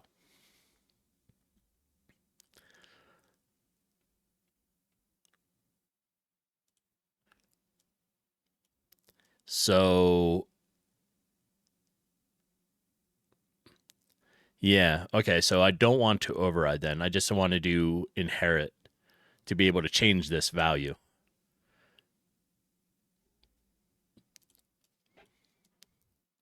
Okay. So for this, we'll make it there. This enemy. And damage is going to be 2. And our XP, I don't know, we'll just say it's 50. Oops. And I ran it. That's not what I want. Okay. Now I'll open the game room and make sure the instances layer. We're inside here. Or we can go here. Let's put our enemy in the game.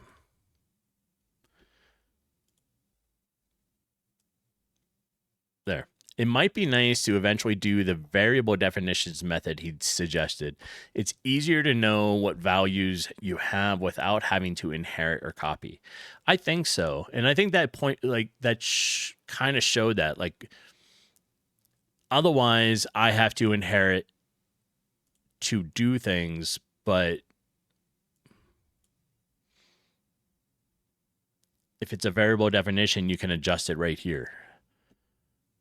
Yeah, so I'll have to think about that. That might be easier to do. All right, we added a enemy, new one right here. Is selected. I'll first add the second enemy right at the start of the level so we can test it at level 1. And then I'll place more of them further away in the level. Oh, we're not doing that, but we just have one. Try to fight this enemy in the beginning and you will see it takes 6 hits to defeat it. Then go through the level, fighting the enemies and leveling up. Okay. I think I'm going to have a problem here.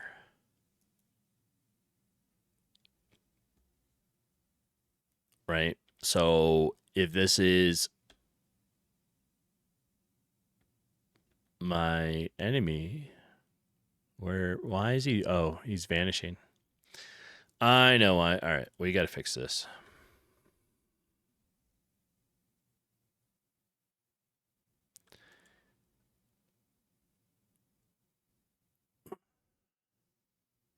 It doesn't have the other it doesn't have all these. So it's vanishing. What I need to do is copy this, and we're bringing it back into here, right? For this, we're just going to make it the same exact thing all the way down, so that it knows which one to use for the different directions.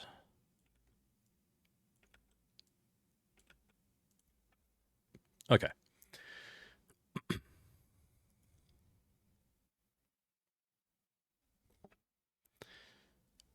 Because now we'll come down, interact with it. It should say it's stuff. And now we're over here. All right. When we attack, it's doing more damage to me than it was. So that is good.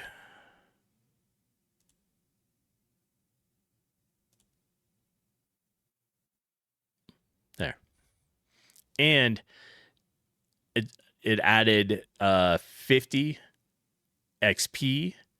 So now I'm halfway up to level 2, but my health is all the way down. So that worked out nicely.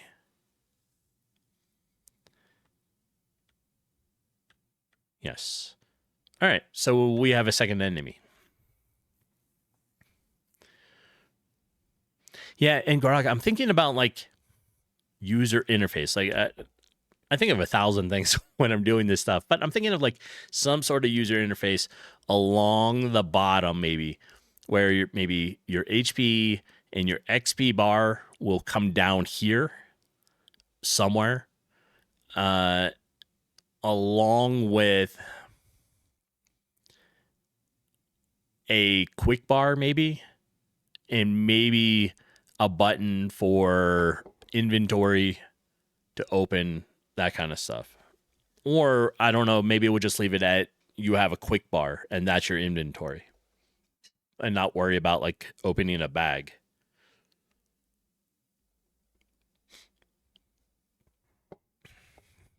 But that's down the road. Lots of options. Yeah, exactly. Lots of options. Too many options sometimes. Right? Okay. Let's watch the rest of the video because there's only like 30 seconds or so left in it. And we should be good. And then we'll go start editing stuff. Enemies, I was level 3 and had higher damage. So here it just took me 3 hits to defeat this new enemy. So you can see how we keep leveling up and getting more and more stronger. You can now add more enemies further down in the level that are even harder and need a higher level to defeat. And this way you can make the combat progression of your game. That's it for this video. In the next one, we're gonna add dialogue boxes to our game. So when that part is okay. There's the dialogue boxes. We've already started doing dialogue boxes, but it might be worthwhile trying to watch it to see what they're doing. So right now, we have it set up so you have enemy and enemy. If we make it, I don't have a way to heal yet. So we should probably think about that.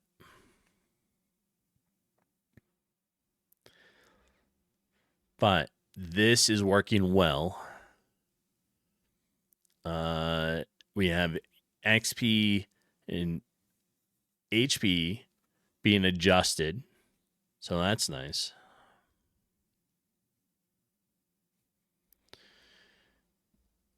And to test it for one enemy, we can come in here and instead of this, let's say it's 120 on here.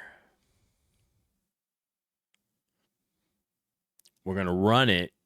So killing one enemy should automatically put us up into next level, right?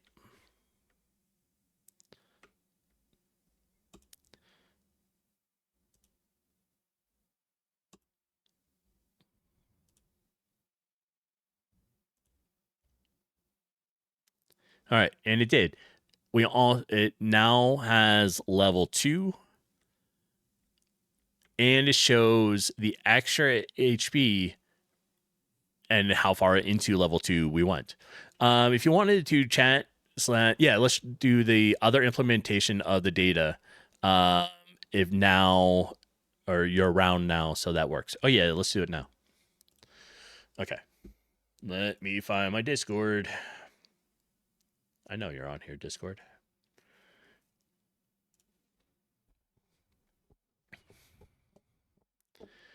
All right, welcome in, Grog.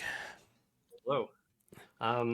Yeah, so it was really funny because I was like, oh, I was watching the tutorial, and I saw that it was persistent. Like you could like change rooms from the data back, and I'm like, oh, how is he doing this? And then I suddenly got the feeling as I went backwards, I'm like, oh no, he's gonna check the persistent box. Yeah, and I totally did not correlate the two. I was like, okay, I had it set to one of the maps, but not the other one. And I was thinking they were going to do something like a global or something else for it instead of just making it persistent. But right, exactly. So if you ask anybody who's been using GameMaker for more than like somebody who's like somewhat experienced, knows their stuff, can make whatever they want. Yeah, they will say do not use persistent. I would say do not use persistent. Pope would say do not use persistent. Everybody I know who uses a GameMaker would most likely say do not use persistent. But I mean, the reason for a tutorial on how to do stuff, I'm sure. I mean, like it's a basic how to get things working. Once you learn more, you can go back in and do it however you want. But exactly, and I'm not saying it's bad that the tutorial did it, because it's exactly what you said. It's like they're doing the thing that's easiest to get it working. There's some tutorials out there that do that, and it causes problems. Like they do the easy way, and then like people in the GameMaker help channels are asking about this garbage way of doing something for like literally years. There's a famous tutorial for that. But persistent's not that bad. So you could have the option of just leaving it as is and using persistent, and it's not that bad. You probably won't have any issues. Part of the reason why people don't like it is it's sort of a black box. It's a weird thing. Like for example, like you're able to level up the player that's in another room while you're still in one room. So like, what's that player doing? Like when you set a room to persistent and go to another room, what's happening to that player? Where is it? Is it step event being run? Like it's a little bit of a black box. We don't really know. And this information might be known, but it's like kind of confusing. Like it's not clear as to what's happening, which is why it's not recommended. It also doesn't really scale well. So for example, like it makes your data save between two rooms, but what if you want to quit the game and log back in and still be level 5? Persistent won't help you save your game, right? It doesn't work like that. Which is why I think this is probably a really good project for you to try having save data, because it's really not that hard. I would like to. I've never successfully I've tried. I've never successfully gotten save data to work. So I think it would be worthwhile trying to do. And that was stinky homeless. I'd recommend that. I've coded some myself, and like I've always been really simple, basic, janky systems. But I've just come around. You can probably guess this is going. Is I like to use libraries for this stuff. So there is a pretty simple, pretty easy to use library. It's by Juju as well. Okay. If you want to try that out, it's pretty easy to set up. And it's once again, if you end up deciding, I don't really want to deal with this for this project, or I don't want to deal with this now, you could just bail out of it. Let me grab the link for you. Okay. And if you want to commit right now, actually, it'd be a good time to commit just in case we need to roll back this library if you decide you don't want it. All right.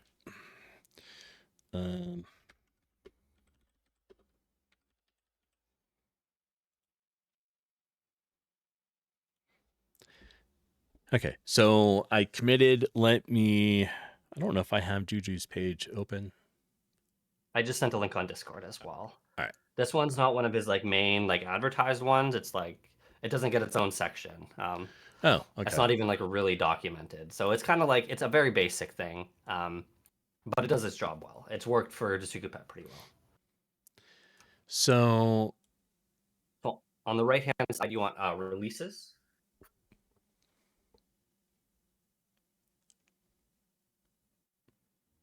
Just this one right here. It'll be I can't see the full page, but it's on the right hand side. You'll see a little section called releases. All right, let me share my page too. Oh yeah. Let me. All right. Let's bring this down. Releases So here, now, yeah, 1.0. releases. Exactly. 1.1.0 exactly. Or actually, weird. Go click on releases up near the top again. You can. It's there as well. But yeah, you can click on the actual word releases. Right here. The word releases above it, I think. Oh, I link. see. Yeah, Releases. click on that. Yeah. Oh, and Okay. 2.0. Yeah, there's a 2.0. Fun fact: that 2.0 is because of me and Pope. Oh, really? We had an issue with EightBitsaByte, and he fixed and changed something. Is you it can click on worth that. trying to use 2.0 then right now because it's in pre-release? Oh, is it? You know what? Yeah, you could probably use 1.0. You probably won't really care. You probably won't really care, so it doesn't really matter if you can go back to the. All right, so we have 2.0 pre-release, 2.0 as pre-release. 1 is the Okay. latest, so that's the stable one. Good catch. Yeah, then yeah, you can totally use 1.0. Okay. So you just click on the YYMPS file there. That's all you need.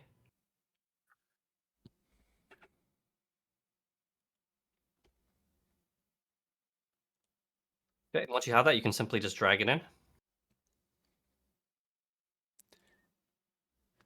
And hopefully this works.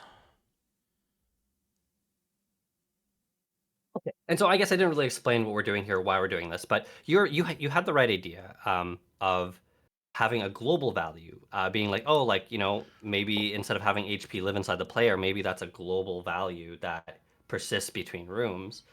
And that's the right idea. But the problem with that is you're going to end up with either a whole bunch of global variables, or maybe one big global variable that's a struct. And actually, that's kind of okay. But the better way is, and I actually learned this method from Pope with the SukuPad. Actually, he suggested it to me before, and this is the first time I've actually stuck with it. But the idea is, so what normally happens is let's say you have save data on your hard disk. What I used to do was I would load in my save data of like, my player's HP, the level, this and that. And I would take that data and like download it into the player object. And then when it became time to save, I would take that data in the player and put it back in the save data. But Pope made a suggestion. He's like, why not just have the data always be in your save data? And the player just imagine it like a library. The player just checks out what it needs. Oh, hey, what is my HP? And the save data answers, oh, your HP is this. Okay. So the end case is you sort of have one source of truth for all of your data, the save data at least. So like, if an enemy needs to know where it is, it checks the save data and finds out where it is. If it needs to know what level, it's what items you have. You check your database. You check your DB in this case, which is what they call it. So essentially, it's kind of doing like a SQL query to it, right? It's exactly. Identifies what's my HP. It checks it inside there and then updates to it. Yeah, exactly. And you don't have to go full. You don't have to do the full like that way. You can mix and match it. But I've honestly found really good success with having kind of like checking out data like that. And one thing to be clear of, DB is not like it's not actually technically a database. It's not like SQL. It's not any real database format. It's all technically just structs in the backend. But he's naming it DB because it kind of is that. It's a database of stuff. It's a database of stuff you need to save and load. Gotcha. And one counterpoint is this isn't specifically a save and load database. You can have databases that aren't saved. For example, I have a database that I call temp data that just like if I need to know like if like something that doesn't need to be saved between sessions, but definitely needs to be saved between rooms, I use a temp database for. So I use 2 in my project. Okay. But either way, welcome in, if you Brewer. want to create, I always kind of wondered the best way to do this, but let's just create an object called obj data. Okay. And we can use that as our kind of a scratching ground for this.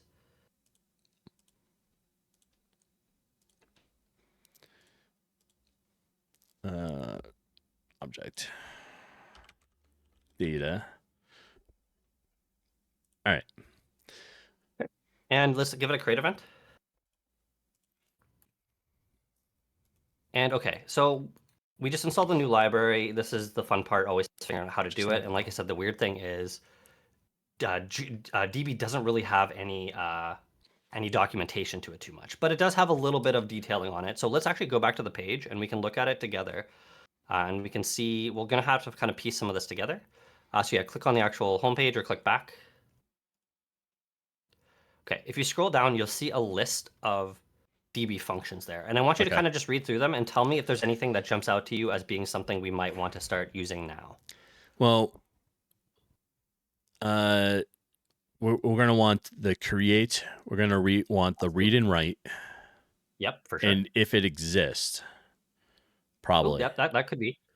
Fun fact, I don't think I've ever actually used that, but that is a one I would put on the list of, hey, maybe we do want to use that. But definitely read it. Probably, well, what's it? All right, save versus write. Yeah. So you have read, write, and you have save and load. Two very good distinctions to make, but you actually basically have identified everything that we're going to want to use here. So let's do this actually. Let's actually just play around with it. Let's figure it out because we know kind of a list of what we want to do. So what you're going to do is we're going to go back to that object. And fun fact, you were correct once again. We're going to want a global to store our data. So let's do global.gameData. Okay. And then we're going to have it be equal to db create. Was it like that? Hold on. Yep. No, that's 100% right. Okay. Or, yeah, I should actually just let you check though, because that's actually a good thing too. db create and then the brackets. I'll code editor too, so we're not getting code color. That's why I checked. I was like, oh, I wasn't getting a color, and I was like, oh, is it right? Yeah. Exactly. So now we have a global variable that holds an instance of a DB. It holds a DB. You could technically make 3 other globals or non-globals, and they could hold DBs as well. So that's why we named this game data, is because this is going to be your game data DB. You might have a separate one for settings, right? I save my settings and my save files in separate DBs. So let's say you had 3 save slots. I would actually make slot 1 have its own DB, slot 2 have its own DB, slot 3 have its own DB. Okay. Does that make sense? Sort of. So we had DB create. Can you repeat what you were? Oh, okay. So yeah, that creates an instance of a DB, right? Inside game data. So game data is holding a DB. Okay. Let's actually just do this. Let's create a new global below this. Global.settings data equals db create. Okay. So let's say you can change your game from full screen to not full screen, or you can change its resolution or its volume, etc. I would save that stuff in the settings data DB. Okay. But like your player's level and its experience points and its equipment and items and its area, its location, I would save that in game data. So when you create the DB create, it's creating this info inside this. Like exactly. it's on it. Okay. It returns a new database, and you need to hold that database somewhere. So you're putting it in a global or any variable, essentially. Okay. Probably a global, but yeah, it's basically just saying, hey, inside this variable, I want you to hold on to this database now. So DB is actually really easy to use, though. So let's do something here. Let's go to a new line. Yeah. And we're going to do DB underscore write. And we're going to feed it a database. You can actually see, so the documentation is actually this is all you'll get, and you already get this from GameMaker. Okay. So we can actually just look at the thing there. We can see what it takes. So it was database, a key, and a value. So just go back to GameMaker and press Control Space. It'll bring up all that stuff. What is it? Control Space? Control Space, yeah. Or if you put your cursor back inside the brackets. Yeah, Control Space. Okay. All right. Okay, whatever. ID, value. I think there's some behind it, but read, write, save. Okay, yeah, no, this is fine. So the first value of almost any DB function is going to be the database you want to target. Let me do a quick save and come back in. Sure. Yeah, good call. Good call. That way, GameMaker will update to know the database stuff's there. Yeah. And maybe Code Editor 2 will start to show it properly. There we go. Beautiful. Okay. Yeah, see, now it auto comes up. Okay. Oh, okay. Perfect. So yeah, now we know the first value is the database we want to target.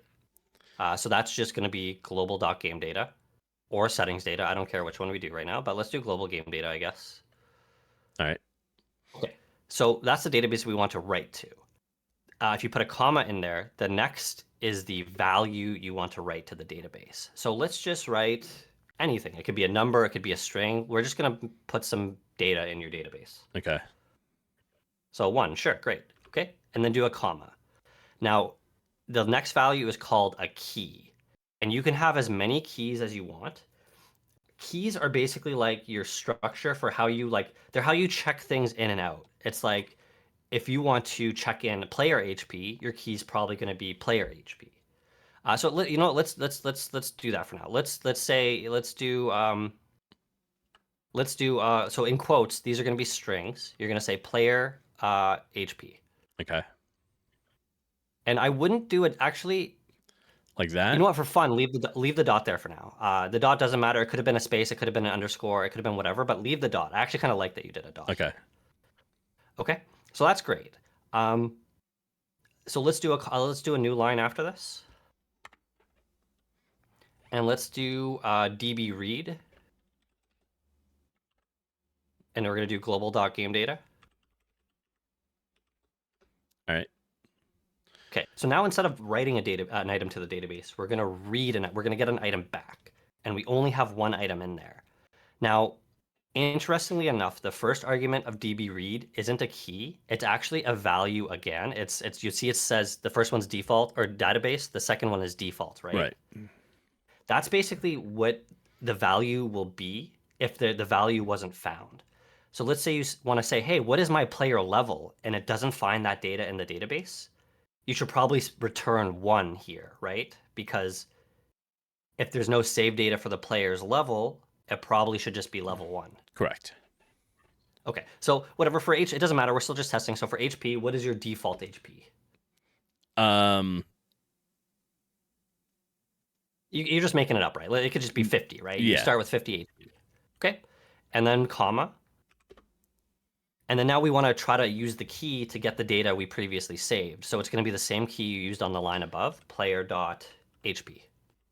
Okay. Okay, and it's got to be a string. It's always going to be a string. Do this. And let me just make it accurate. I just have it at 10. Sure. All right. Okay. Now dbRead actually returns a value, so let's capture that value in for now just like a local variable. So in front of line 7, let's do var equals underscore HP. Okay. And then we're going to do on line 8 just like show message underscore HP.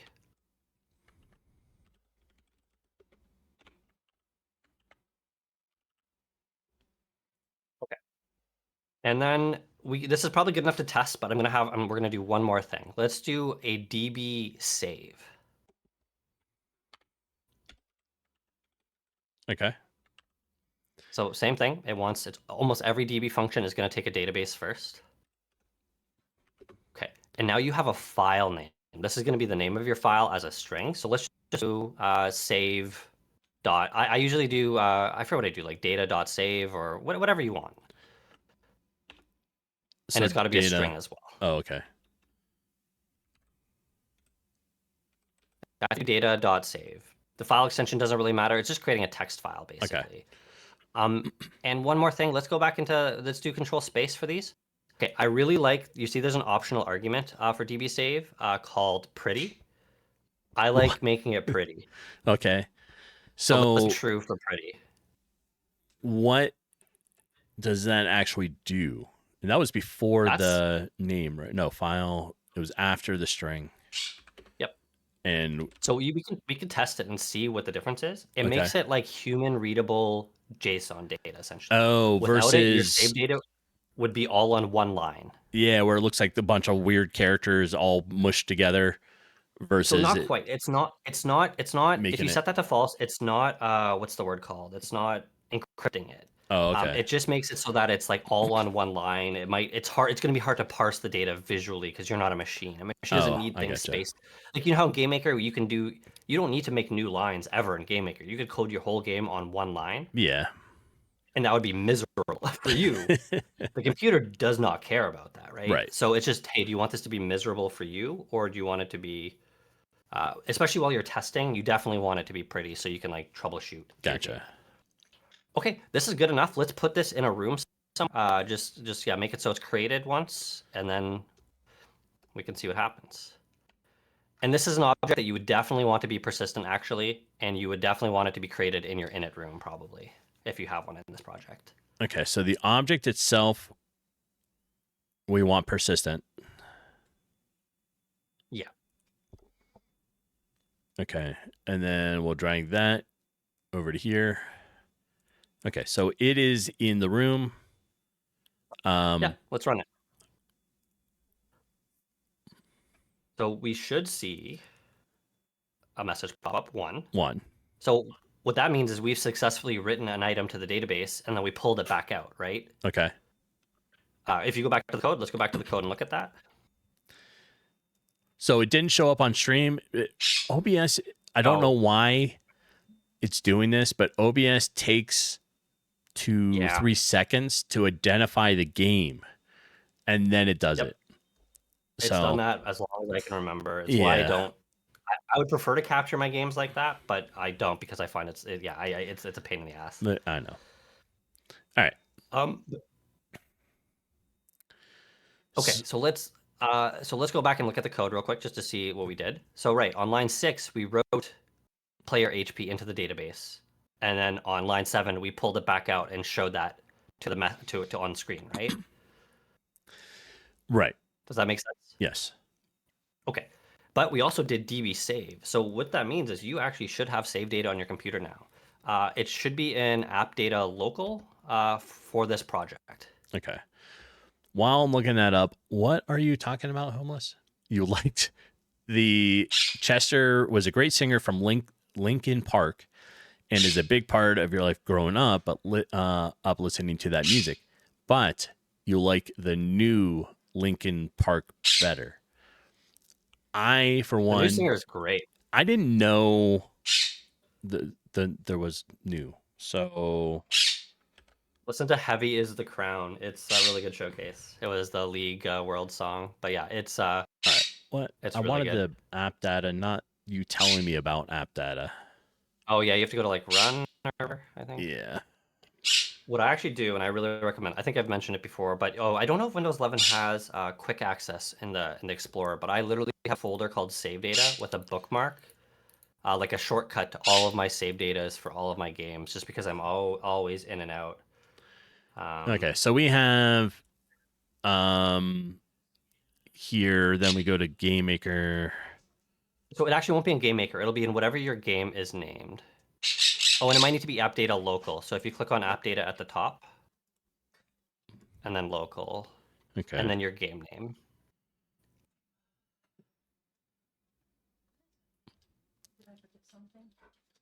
Right here. Right. What are you There's doing? data.save. Perfect. So open that up in Notepad.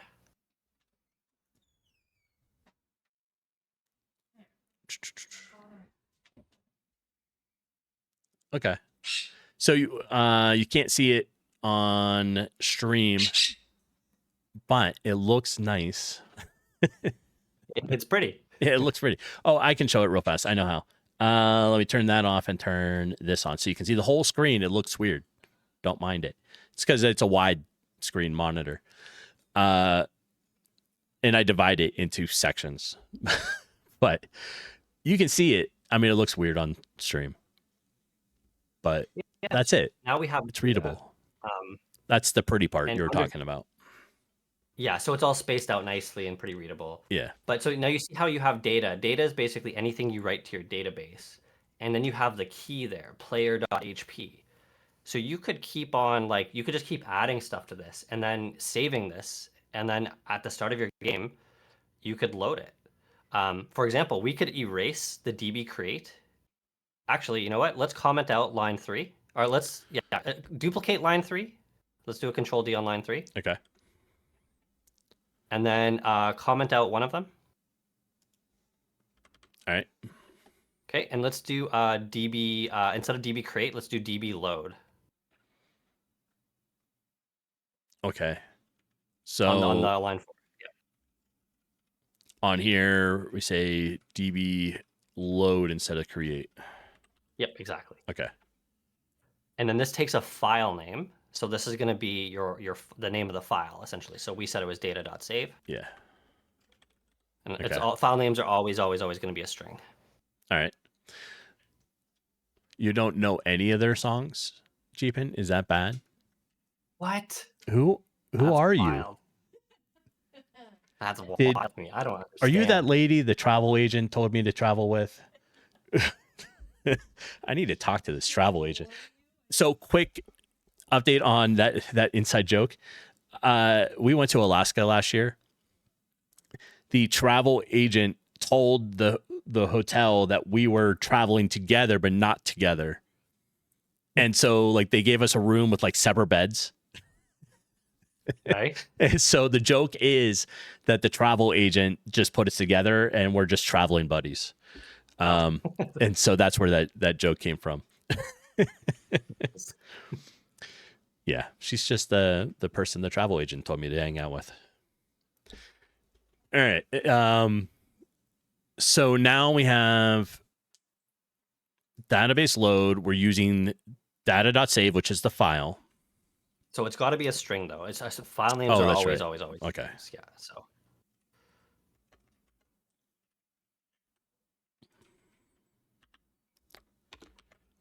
All right. Okay, and let's. Do you still have that file open, the external file? Yeah. Change player HP to be 100 instead. Inside the file. Yep. Okay. And then save it. All right. And then we're going to comment out line 7. So we're no longer going to write 1 to player HP. So look at this. We're not creating a database and we're not writing anything to a database. We're loading and we're reading directly from it. So let's run the game now.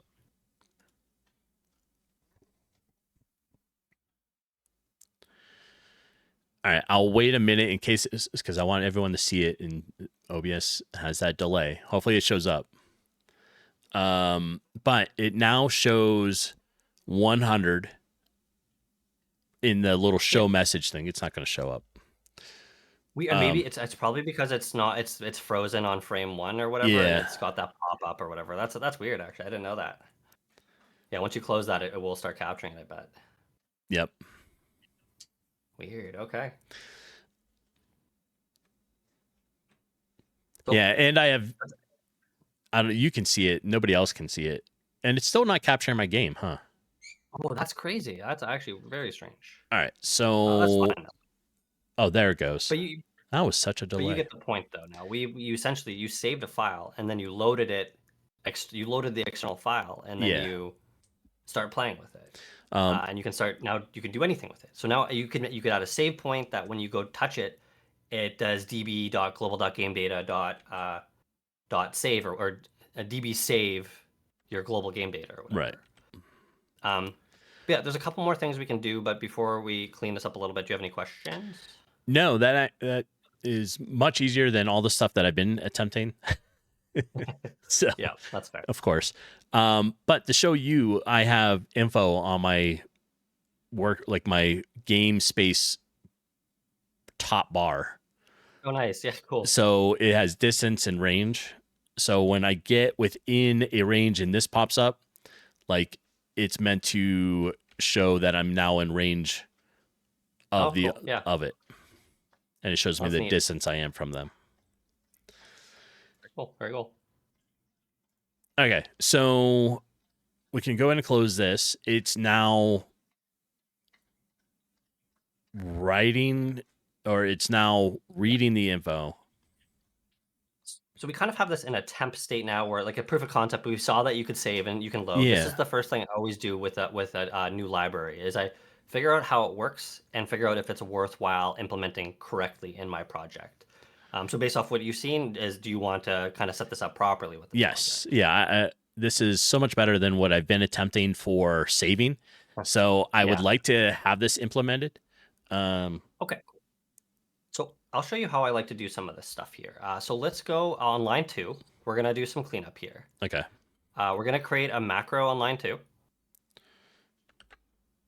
So yeah, you got it. Yeah. And I would call this one, what do I actually call this? Oh, fname. So fname as in file name. Okay. And I would typically do macros all capital letters, but as long as you're consistent in your project. So fname underscore game data.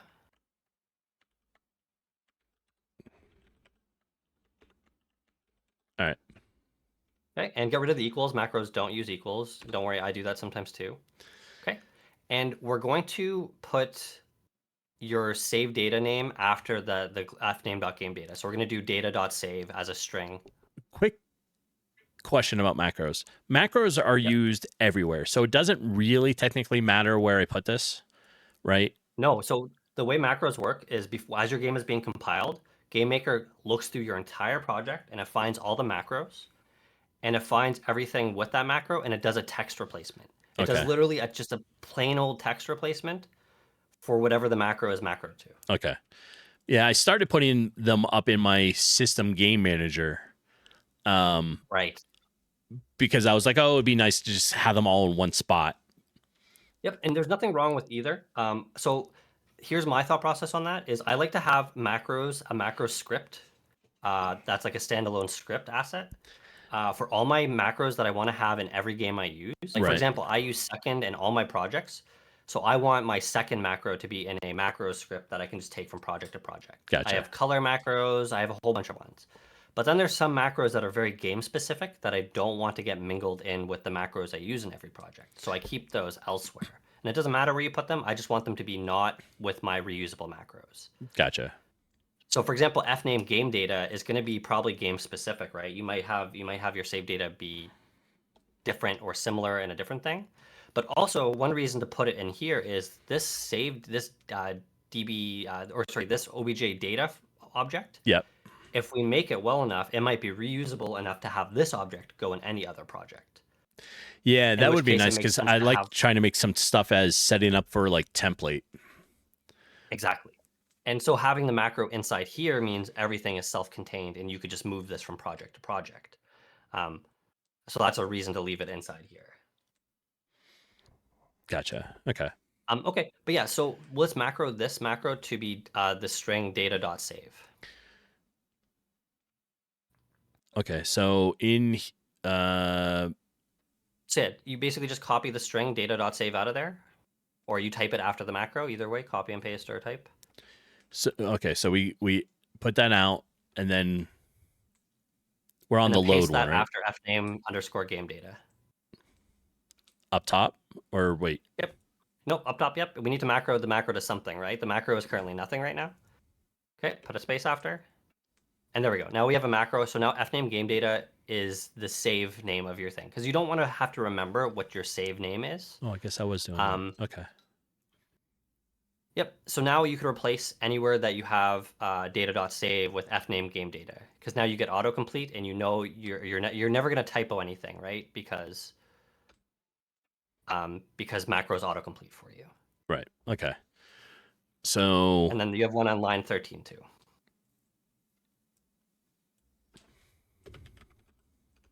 There we go. Now, line 5 and line 6, we have our first kind of problem, right? What scenario should you create a database? It should, if you're doing auto saving, it should be when the game starts. But what should you create a database if you have a save database file, like a file like saved already?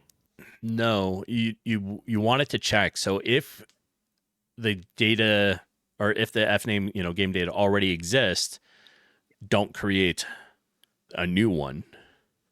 Exactly. Perfect. No, that is literally the logic is exactly what we want. And it almost is exactly like that. I'm going to have you use a ternary operator here. We can always code it without it, but I actually really like it for this scenario. Okay. But it's a good use case here. So let's try it. We're going to do global.gameData. All right. Equals file exists Okay. fname game data. All right. Okay, so a ternary operator is basically asking a question and returning what happens if something is true or false. So to make this a ternary operator, we're going to put a question mark after this on the same line. Yeah, so space question mark. Is it 1 or is it that is that the 2? In this case, it's 1. it's 1. Okay. Sometimes because I don't use them all the time, I get a little confused sometimes on because I'll remember, oh, we've used question marks and I can't remember if it's 1 or 2 or Ternaries are weird as shit, and I still kind of look them up when I want to use them. I don't always use them, but sometimes I really like them, and this is a case where I think it is very clear use case for it. So put a space after the question mark. And chat, I wasn't paying attention. Ads have started. We're just going to sort of work through this, or maybe not. We'll answer some questions here. Sure. Calvar, let's see. We have a dungeon going. We have Calvar welcome in. Question mark or double question is something else. Yeah, that's a nullish operator. It's for setting values that if something is undefined, you could say, oh, it's undefined. Let's question mark default it to this. Okay. Whereas a ternary is a single question mark, and it's used differently here. So let's put a space after that question mark. Yep. It's got a space. Oh, it's okay. Wait, really? Oh no, sorry. Between that and file exists. Oh, all right. Between the questions Sorry, like that. I just hate that it's all cramped in there. Okay, so basically what this is saying is you're asking a question. Does this file name exist? Question mark. And now you have two scenarios, whether it does exist, true, or whether it does exist, false. So you can make one line return one of two things, whether it's true or false. So if the file name exists, what do we want to do? If the file exists, we don't want to create it. Maybe we want to load it. Exactly. So put a space here. Right. And we want just db load, fname.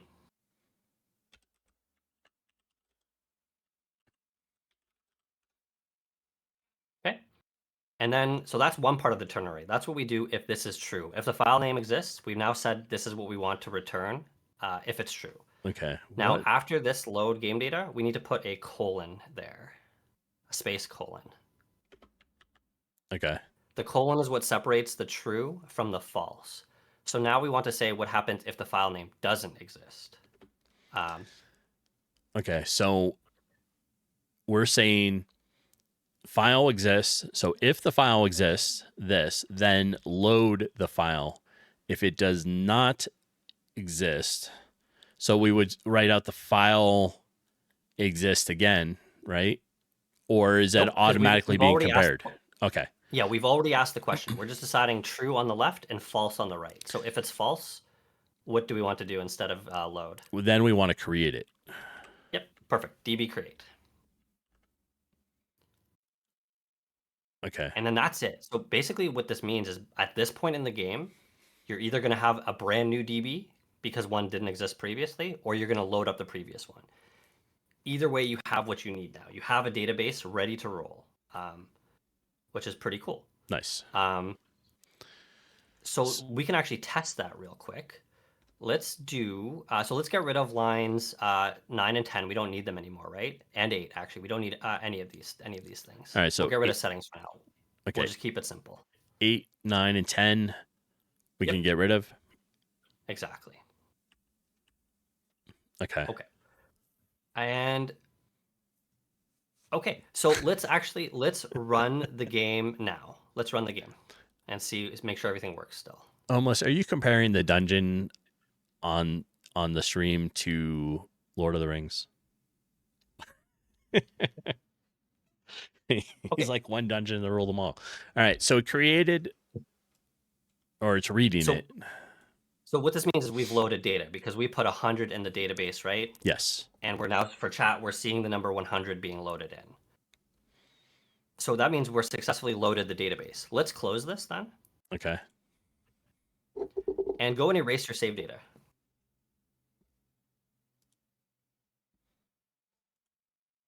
completely. You don't. Yeah, you can just delete the file, but yeah, you can delete the folder too. But just the file's fine. Yeah.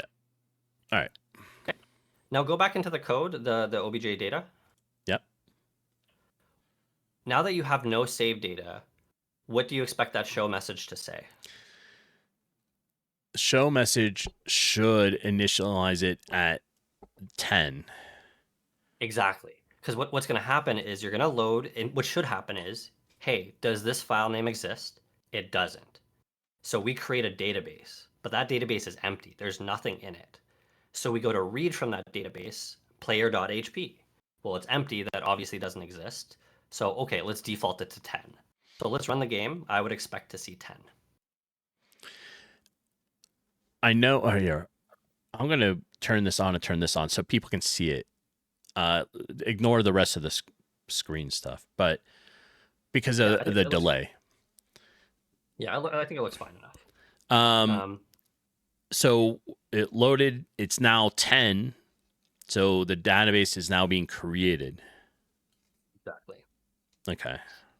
Perfect. So now, yeah. So now now if you look into your save data, you will see that there is a save file there once again with a 10. Yep. Nice. Yeah, perfect. Okay, so let's close that. And yeah, let's go back to that object there and see if there's anything else we need to do. Okay. So the only other thing it should be doing is probably, well, it should be doing a couple things, but XP is something I added in today. Okay.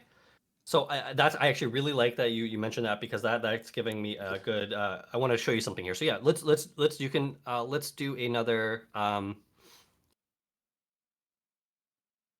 Okay, let's duplicate this line. This is fine for now. Let's duplicate this and do player.xp instead. So probably should just start at 0, right? Yeah. And then this is player.xp. Okay. Now, this is why I wanted to show you, because now what you're having is you're going to end up having a bunch of variables that are like player.xp, player.hp, right? You're going to have all this stuff in Right. there.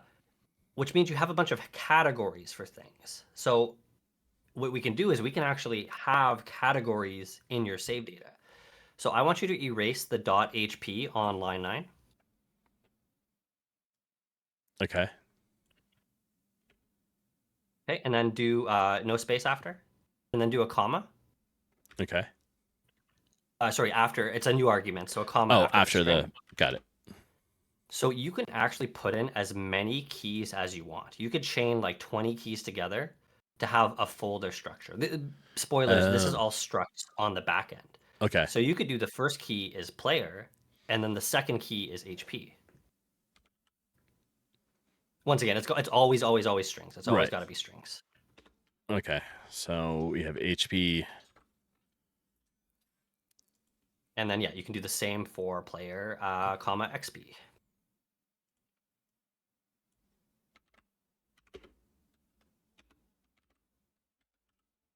Okay.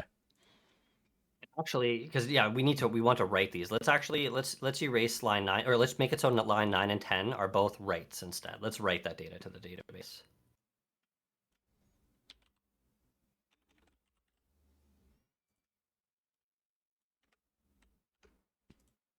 Okay. And these write doesn't actually return anything. Actually, it probably just returns undefined, but let's just get rid of line 11 for now. We don't need it. We know that it's working. We know that our data is working correctly. All right. Let's run the game now, and then we can check the database and we can see what that looks like.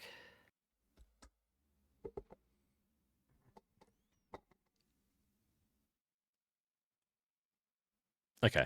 So it's on delay, but the game is up. Okay.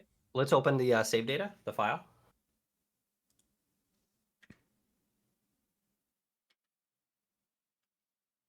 That's it. It updated. There we go. And we see how it's not player.hp. We have player, and then we have all the player variables. Right.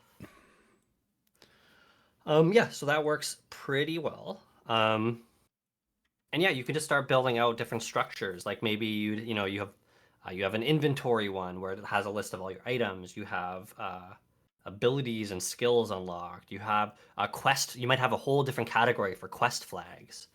Like you might have a section called quests, and then under that you have barkeep, and then you have a flag for like quest one, and then you have under quest one you have, has the quest been started? Right. Are you in the middle of the quest, or is the quest finished? And then you can, because these are all things you're going to want to eventually track. You don't want to be able to complete the quest every time you restart the game, right? So if we do, I don't know, button save, right? How do we implement a button to initiate the save? Okay. Yeah. So how about this? Let's go. What I was sort of thinking is, because you can do like if you wanted to go classic Final Fantasy or whatever. It depends on how modern you want to be with your game, right? Do you want save points? Like in Final Fantasy games, you often have to find a save point, and that lets you save your game. Or do you just want the player to save whenever? Because if you just want the player to I'm build, torn. I kind of like both. I like to be able to save it because there's lots of times I'm like, oh, I just need to go and I just want to save. It's more a modern problem than it was, when I was younger. That's fair. But like, Totally. I do like checkpoints, which I used checkpoints in Pixel Warrior that you couldn't save the game until you found you found those points, right? But it was only while the game was running. It didn't save it once you closed it because I never got it to work. So yeah, so my thought is there's no right or wrong answer because there's three options: save whenever, auto save, and save points. Do you have a save game in RPG? Kelvar, what? Yeah, I'm not sure what you mean there either. We're creating the ability to save the game now, if that's what you're asking.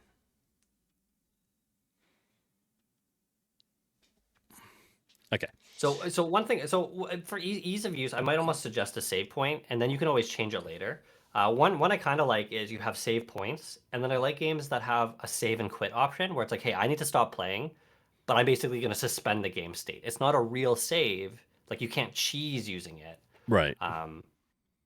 But you can still just get out of the game and like come back with your progress intact or whatever. Gotcha. But so you don't have to do UI and stuff. Let's just do a save button. So let's pretend button save. You can call it save. Let's call it save point for now. Okay. Let me make a new one if you want. Whatever's fine. We'll make a quick little button.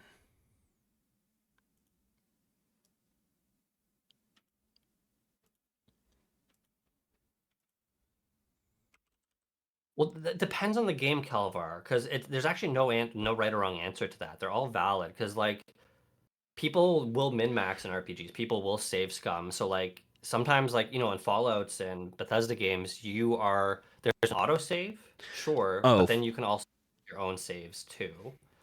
That's kind of a good middle ground as well. Yeah. Because maybe you make a mistake, you use an item you didn't want to use accidentally, and then the game saves. Oops, you lost that item forever now. You want to avoid stuff like that. Yeah, usually it auto saves at like some sort of predetermined like checkpoint, right? Something you hit, some objective, it would save. But I like the idea of having that like an auto save, or you get to, the checkpoint, you click it, whatever, and it auto saves. And then also having the ability to save if you exit the game. That temporary one that you were talking about, right? You could also just make it so that when the game is closed, save the game too. But then that's the same problem where then you don't have control over the save. But either way, let's just get something simple in. Okay. So yeah, put that object in the room. The save button one? Yeah. Yeah, like let's code it as a save point for now, just for ease of use, and then you can change it so you have a button if you want later. But this is going to be the easiest method, right? Okay. Okay, then let's go into that object. And when do you want this to save? Like, should the player have to press a button on it? Should they have to? talk to it? Is it just touching it saves the game? Like, what should they have to do? I think for right now we could just make it contact. Okay, sure. So okay, so let's do this. Let's create a collision event with the player.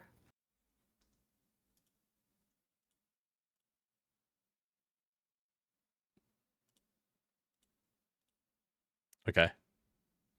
Now we could do db dot save game inside here, right? Whenever you touch the player. Okay. But I'm gonna suggest we don't do that because I like to keep things sort of like controlled, right? So I don't actually want because okay, I'll show you what we can do here. Let's go back into the obj data. That yeah, our save function or save Yep. thing. Let's make a function in here. So below line 13, let's make a function called save. So we're gonna say save equals function. Yep, empty function as you normally do.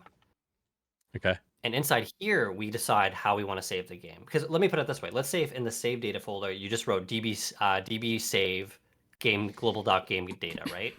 That's Right. fine. But what if you eventually added in a settings save data, right?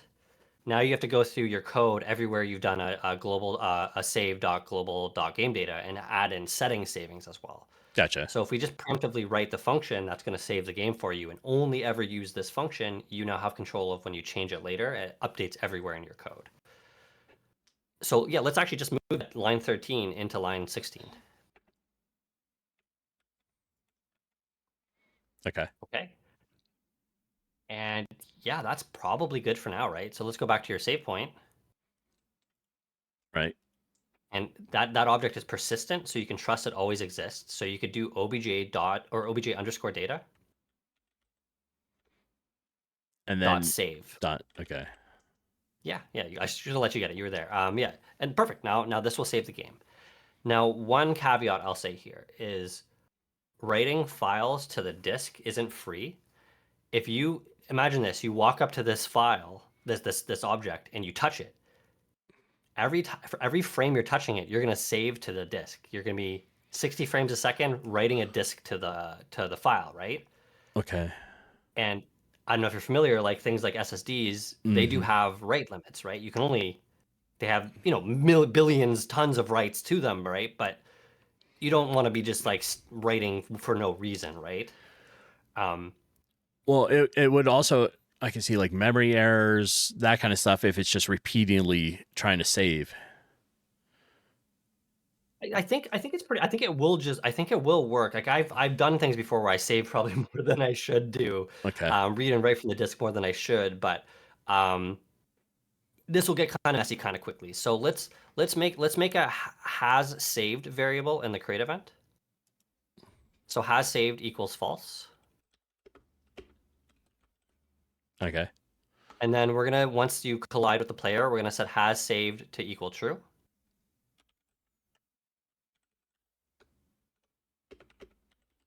Okay. Okay. And then I'm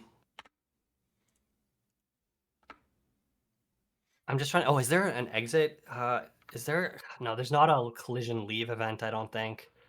Um, You mean as wait. Is far, there? okay, so collision.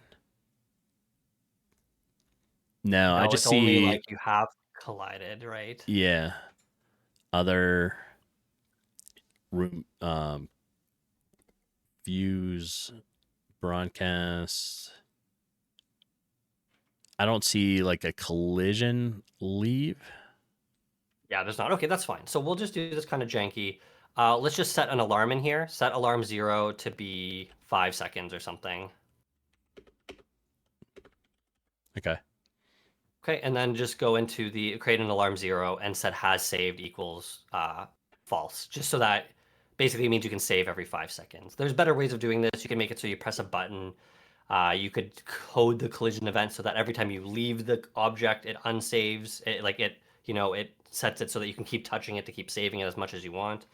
But either way, this will make it so we're not saving a billion times a second, right? Okay. And then say, wait, let me see here. Oh, and before line 3, we need an if statement as well. So before line, Say if has saved, exit.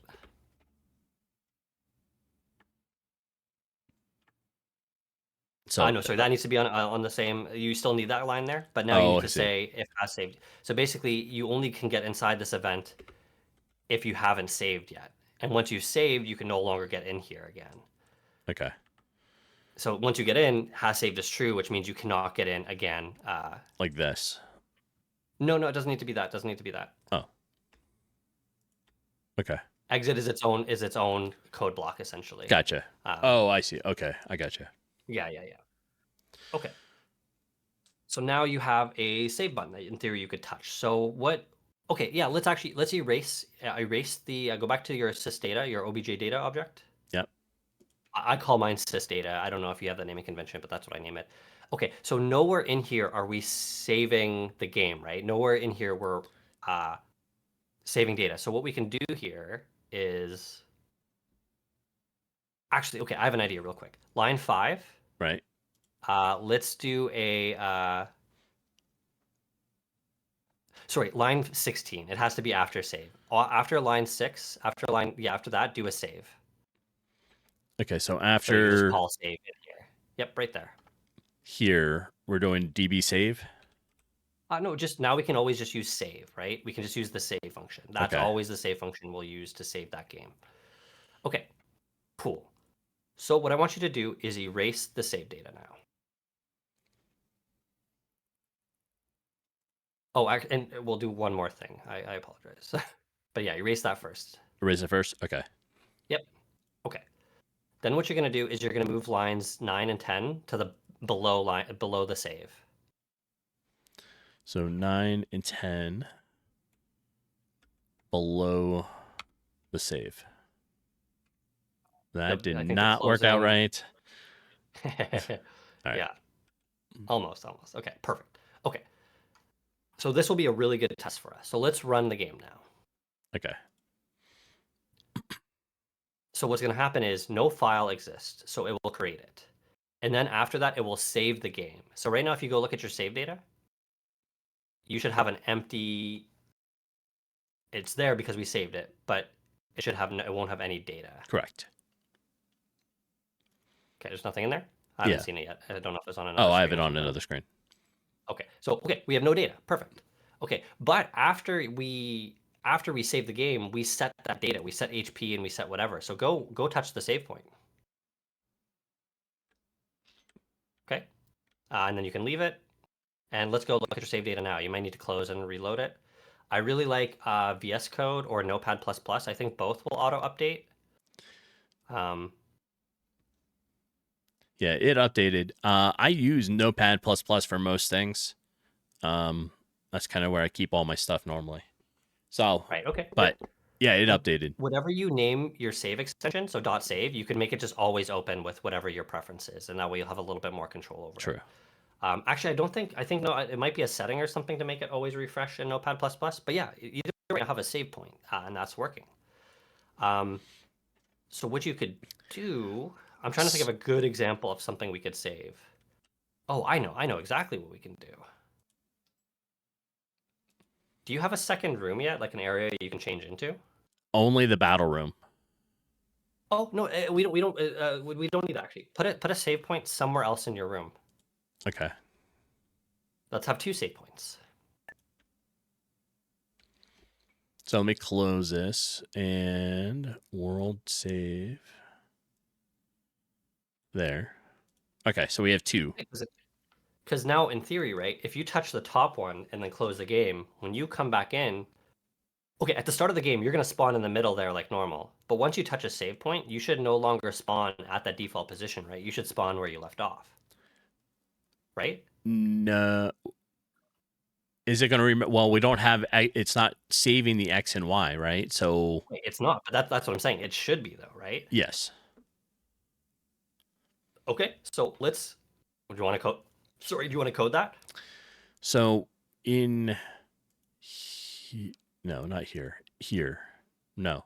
So I actually think I was kind of torn on this. I'm thinking I don't know whether this should be inside this or if it should be inside the save object yet. I actually haven't. I was sort of thinking that preemptively. For now, maybe we just leave it here. Okay.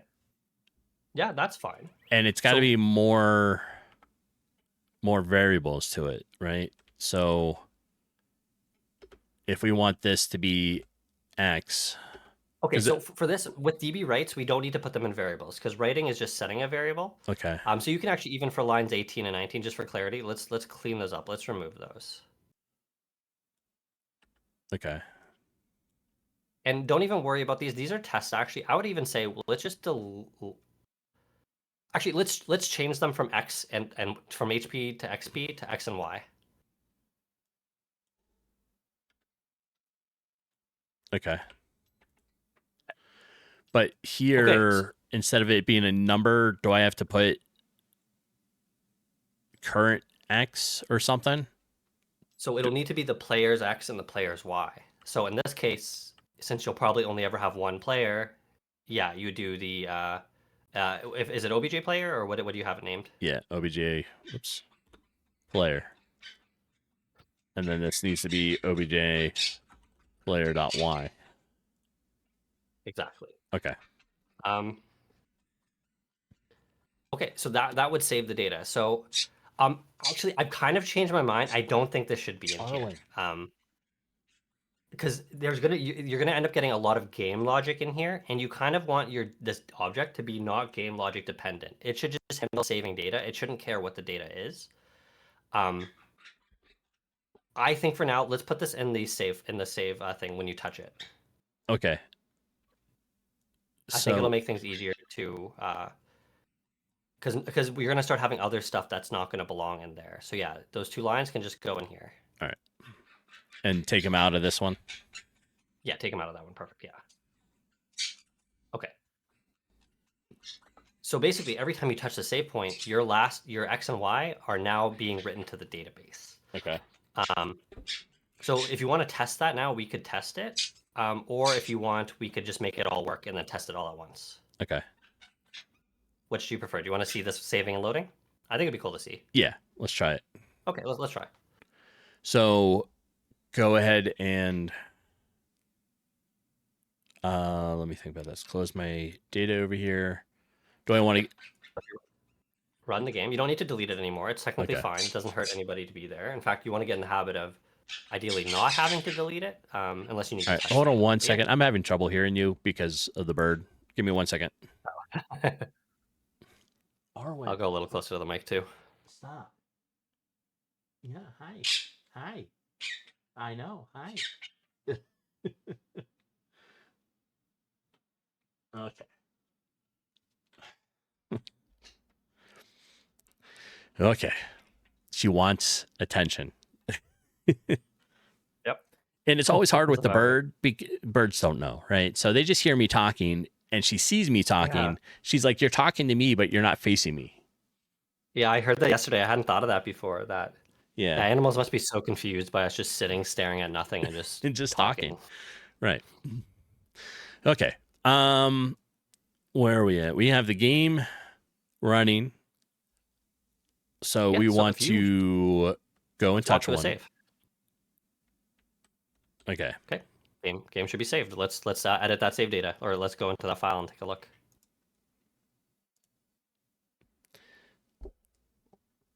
So it's also because we didn't. It has XP or HP and XP. So that's because we removed the writing of we changed those two lines, right? But we didn't change the save data there. So don't worry about that too much. If we were to erase the save file, you would no longer see those in there ever, basically, because we're not writing them currently. It recorded where I was. Yep. Which is so let's cool. Let's go touch the other one. Get out of the way, skeleton. I don't want to touch you, so you got to move. Oh yeah, right. Can you get out of the way? So rude. Okay. So now let me. Oh, it did update it. Oh, it did. Cool. That might be a Windows 11 thing. Okay. I'm assuming those numbers are different. I actually wasn't paying attention. I zoned Yeah, out. they're totally different. So Okay, so yeah, now you can save in the position of the game, right? And now you could technically say like, um, you can now like choose where that is, right? right. Um, so okay, I think where I'll leave you is let's get like player saving and loading working, and then I'll give you some ideas of what you can do for like the stats, like because like there's different ways you can handle this stuff. Like just because this is made easy doesn't mean it's still easy. Managing data can be kind of annoying, and there's some things you can do to make it easier. But let's get like Right. saving and loading actually working in. So that's pretty cool. Let's go back into the code. And we're gonna add one bit of on the save file. Or on the save point. Yeah. We should actually save one more piece of information, right? We should actually know which room we're in as well, Oh, yeah. because that's gonna be important eventually too. So let's do. Yep. Right, and we'll do it as global game data.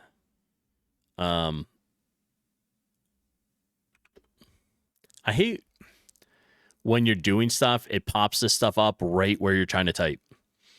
You So, can change. I know it's annoying. like this bar, You like can this, change it so that it's delayed more, I think.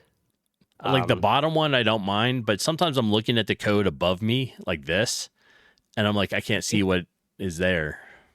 I think if you press escape, it works. Okay, and so this won't actually be a player variable. This will actually be just the room. Oh, So this just is room itself. room. I think it's just the word room actually. Okay. Room And then we're gonna still need to last. save that to wherever you want to save it to. So you could still save this to player if you wanted to. There's arguments to be made that also it could be in its own thing, like the X, Y, and the room could all be just like in some like global thing. But let's keep it consistent for now. No, Let's let's put it just do under player. player and then room. There.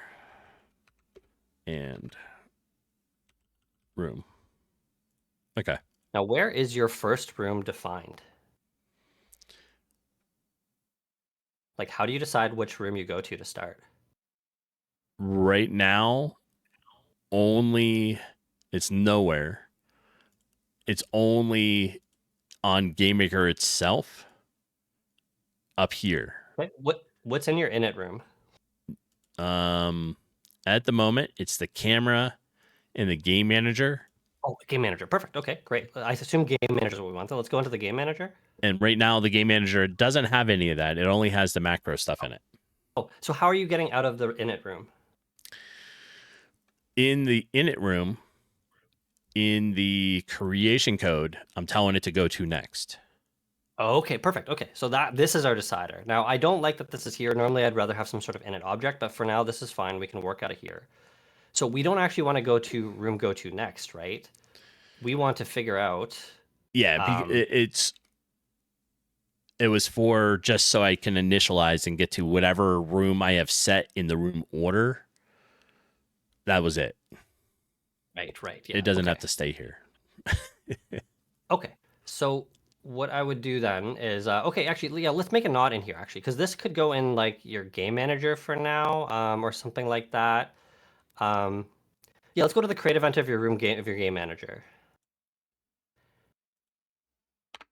It also might be worth looking at in that template project, I think, or did we make? I thought we made an init object or something, but maybe not. But it's fine here. It's fine here for now. That create event. Because really, this object should only be getting. Oh, this isn't persistent, by the way, either. Let's make the game manager persistent. Okay. Okay, and so basically, this gets created at the start of the game, and then it goes to the next room, right? Does that make sense? Yeah. Okay. Above this, let's make this do an instance create depth, and let's have this object create the obj data. Okay, so above it. Yeah. Because the problem is right now we're creating that data object in the map room, but your data needs to exist right away, basically as soon as possible. So we want this object to init it so that it has it created first. Okay. So this is. Yeah, just instance create depth. Okay. And we'll do 0, 0, 0 because we don't actually care about any of these. Oops. All right, 0, 0. 3 of them, right? I think it was X, Yep. Y, Z, depth. Yeah. And then obj data or whatever. Yeah, obj data. Yeah. Okay. Okay. So here's what's cool. At this point, before we have this room go to next, right? We already know we have our data loaded in, which means we should know which room we should be going to. So what you could do is you could do let's do a var underscore room. Okay. Equals room. Sorry, wait, no, sorry, db. I don't know why I said that. Room db read, All right. and then it's going to be your game data database. So It's a function call, no dot. that, and it was, we're saving or looking for. When in doubt with these DB functions, the first argument is almost always the database itself. So in this Okay. case, for us, you only have them right now, so it's almost always going to be global.gameData.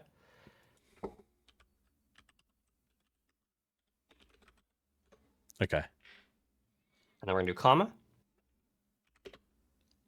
And then we're going to do the default room now. So now you get to decide what room, if you haven't read a room, which room do you want to go to? Oh, okay. So if it's not there, we should just do world map. Okay, perfect. And then we're going to choose the keys where we want to try to find the data, right? So we had it, I believe it was player and then room.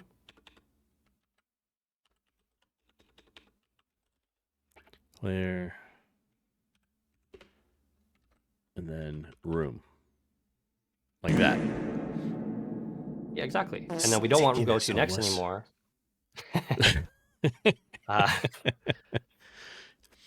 Chat's Yeah, so here we stinking up the we room. don't want room next. We want to go to whatever room we've loaded or defaulted to. So we can do. What are the we have room. I think it's just room go to. Go to is one of them.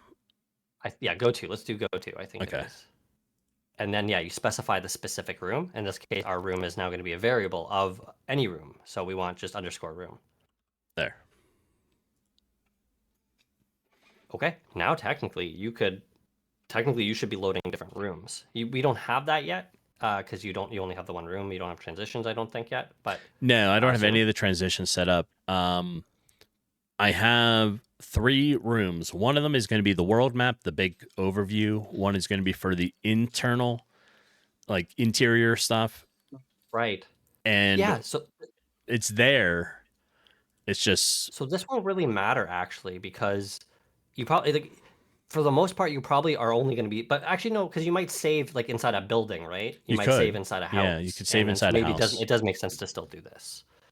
But since you're going to have just one big map, it sounds like what makes the most sense, what's going to be the most important is the X and Y loading. So this should be handled here. We can go back into we can go into the player now.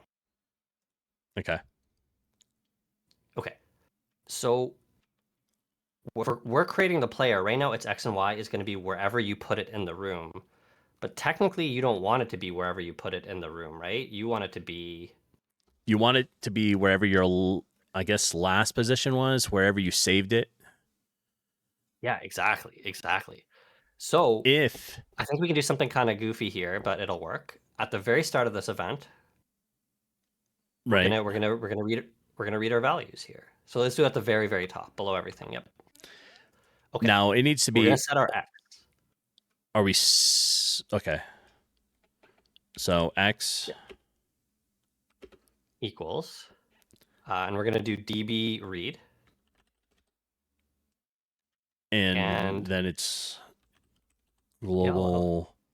What did I call it? Global game data. And you can actually macro that as well. I actually do macro most of my globals. Make sure you get the brackets and the commas in there. Oh wait, I need to do. Get the first bracket too. Yeah. Yeah. Oops.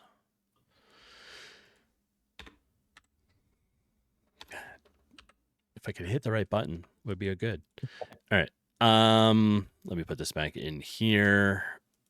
And then it is player, and it was room. No, I think No, for this wait, we just we want can X, just- right? We want to get our X positioning. We're not going to worry about. You had it right. You had it right. You had it right. Okay, player X. Because all your keys so far are starting with player. So yep, player and then comma and then X. Now, one thing I'll point out is that read, even though you're trying to get a value, it still takes a value, a default value. So before your keys, you need one more comma. So between player and game data, we need another comma in there for the default argument. Oh, that's right. What is the default? Like we've been using like. Is this so? Your fun thing you asked, right? If we don't have any saved data yet, which you won't at startup, right? We could actually just default the X to our X, because your X right now is wherever you've placed the character in the room, right? So Oops, yeah, just, and we're already in player, so we don't even need player.x. It can just be X. X. Okay. And then you can control D this line, and then you can just change that stuff to Y.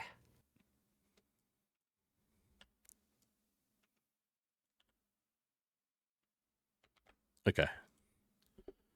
So Okay, and then yeah, the X equals needs to be Y equals at the start too. there. So we have Yeah, Y basically- equals, we have X equals. Now, if it's not there,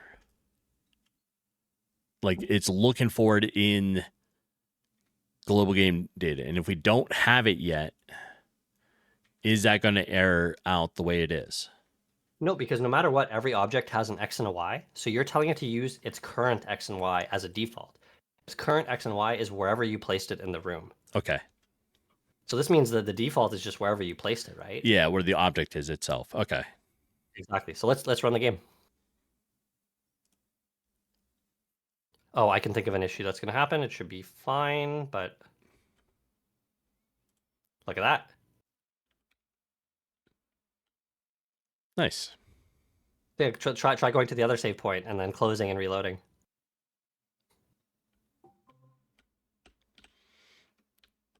Okay, so we'll close it and then rerun it. And we're at the new one. Cool. Very cool. Okay.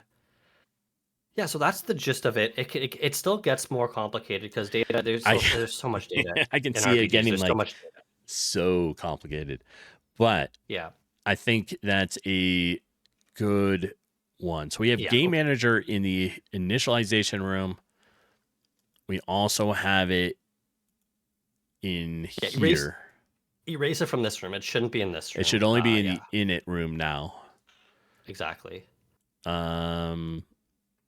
So system, And there's a thing you can do. Game Manager. So Make in it programming alt. patterns, this pattern is called singleton. Singleton basically means there should only ever be one of that object, and it's kind of globally available. So what you can actually do in objects like that for safety is like you could put if instance exists, like of like obj data, destroy self. So if you ever accidentally create a second obj data, it checks if one already exists and then destroys itself. Okay. So It's just a way of like safety, right? let me open up my init room. What do I have all in here right now? I have camera and the Game Manager right now. It should also have data in it. Oh yeah, make sure you erase it from that room. Because remember we made it so that the game manager creates it. Because the reason why I'm scared of placing things in the room is it's annoying to control the order of operations. Because if you go back into your room manager, right, you need one of them to exist before the other. You need the data to exist before your room manager does, or before your room manager starts trying to load data. Okay. So if you go back into your room manager object, in here we're creating it. Exactly. Okay. And I'm not saying this is the best spot to create it, but this is the easiest way right now to control an init flow, because like I said, you can't load the first room and then go to the next room if your data object doesn't exist. Your data object has to exist to be able to load anything, right? Gotcha. Whereas if you put it in the room, things might get created out of, like, you might not have the right order you want, and it can be annoying to manage that in the room. There is ways to do it, but it's more annoying, I think. Okay. But yeah, any other questions about this then for now before you wrap it up? No, I think that was all. It seemed a lot because saving and loading always seems like it was a convoluted subject and on how to go about it, but it was actually pretty straightforward. Yeah, exactly. And it's like it's not even that hard. Like it's just it's a matter of like I like to worry about the logic of what I need to do. I don't want to worry about how I'm saving and loading. I just want to save, load, read, write. I just want to be able to do those things. So yeah, that's what this library does in Simplify. Simplifies it basically. And yeah, I think that's useful for stuff like this. You want to make a game. You don't want to make a file management system, right? So when we start it now, everything works properly. It should automatically put us into the correct room. It remembered where we were. What I'll do is I'll send you some suggestions for what I do on Discord, because the one caveat I'll give you kind of up front here is like you don't want it to be too annoying to manage, because like I said, all your data will live in this save DB now. Yeah. But imagine this: if you want to damage the player, right now you do HP minus equals like 5 damage, right? Yeah. So you don't want it to be that when you damage the player, you have to do DB read current HP. Current HP minus equals 5. DB write current HP, right? Yeah. There's ways to make it so you don't have to do that, essentially. And I can send you maybe some suggestions to like some next level stuff. It's not even like hard, but it's just like how to make save data not quite painful to manage like this. It makes everything really nice and really easy to do. So I'll send you some info on how I like to set that stuff up. Okay. On Discord. All right. But cool, good stuff. I'll hop off and let you wrap up here, but good work today. Thanks. All right. All right. Well, I think that was really good. I've always been hesitant with the saving and loading of stuff because I always had the issue of like I couldn't get it to work. And watching some of the tutorials never really worked well. This is a good system. I wish I had sort of known about it earlier, but I like the way this is. So going forward, this is how I'm going to use it. And so it's all good stuff, right? But I think this is, so let me it's going to be a good spot to stop, but let me show what we covered, right? Inside the world, I have 2 save points. So now it is a collision with a save point, and it will update a file, this one, right? So the button is creating save points into it, and it's saving data. It now creates a save file, and you can be able to reload it as you open the game. Save load is one of those things that makes your game feel much more like a game. Yes. And up to this point, I've never had an actual save in any of my games. I've only had either a checkpoint, which it only temporarily kind of saved your stuff. Not, you could close the game and reload into it. But it works really nice. I'm glad it's in here. Kind of really looking forward to being able to have that now. So, and perfect. Sophie. I know there's people at the door. Stop. Sophie, come here. Sophie is our guardian who does not like anybody touching the gravel outside of our patio or on the patio. So she's a good dog. All right. I think this is a perfect spot. I have things I need to get done today before Jeepin streams, which will be Guild Wars 2, which I can see she is currently playing. What? She's like, what? She's trying to get whatever she's trying to get done before the new expansion comes out on Tuesday. So yeah, she'll be doing that today. Grog, you just hopped on. Excellent. You cleaned up your inventory yesterday. It was a lot. Yeah, I can imagine, especially if you've played for a while. But that'll be later this afternoon. I don't know what time she's planning to start. Maybe in about an hour here. So then it'll be Guild Wars for the rest of the day. Anyways, folks, I appreciate you all for being here. I am streaming tomorrow morning, 7 a.m. Mountain Time. We'll be able to continue and see what else I've been able to develop today and work on some stuff. So let's find somebody to raid out to. Panuch, thank you for hanging out the whole time. I appreciate it. Let me see who's around. Got a couple of different people working on game stuff.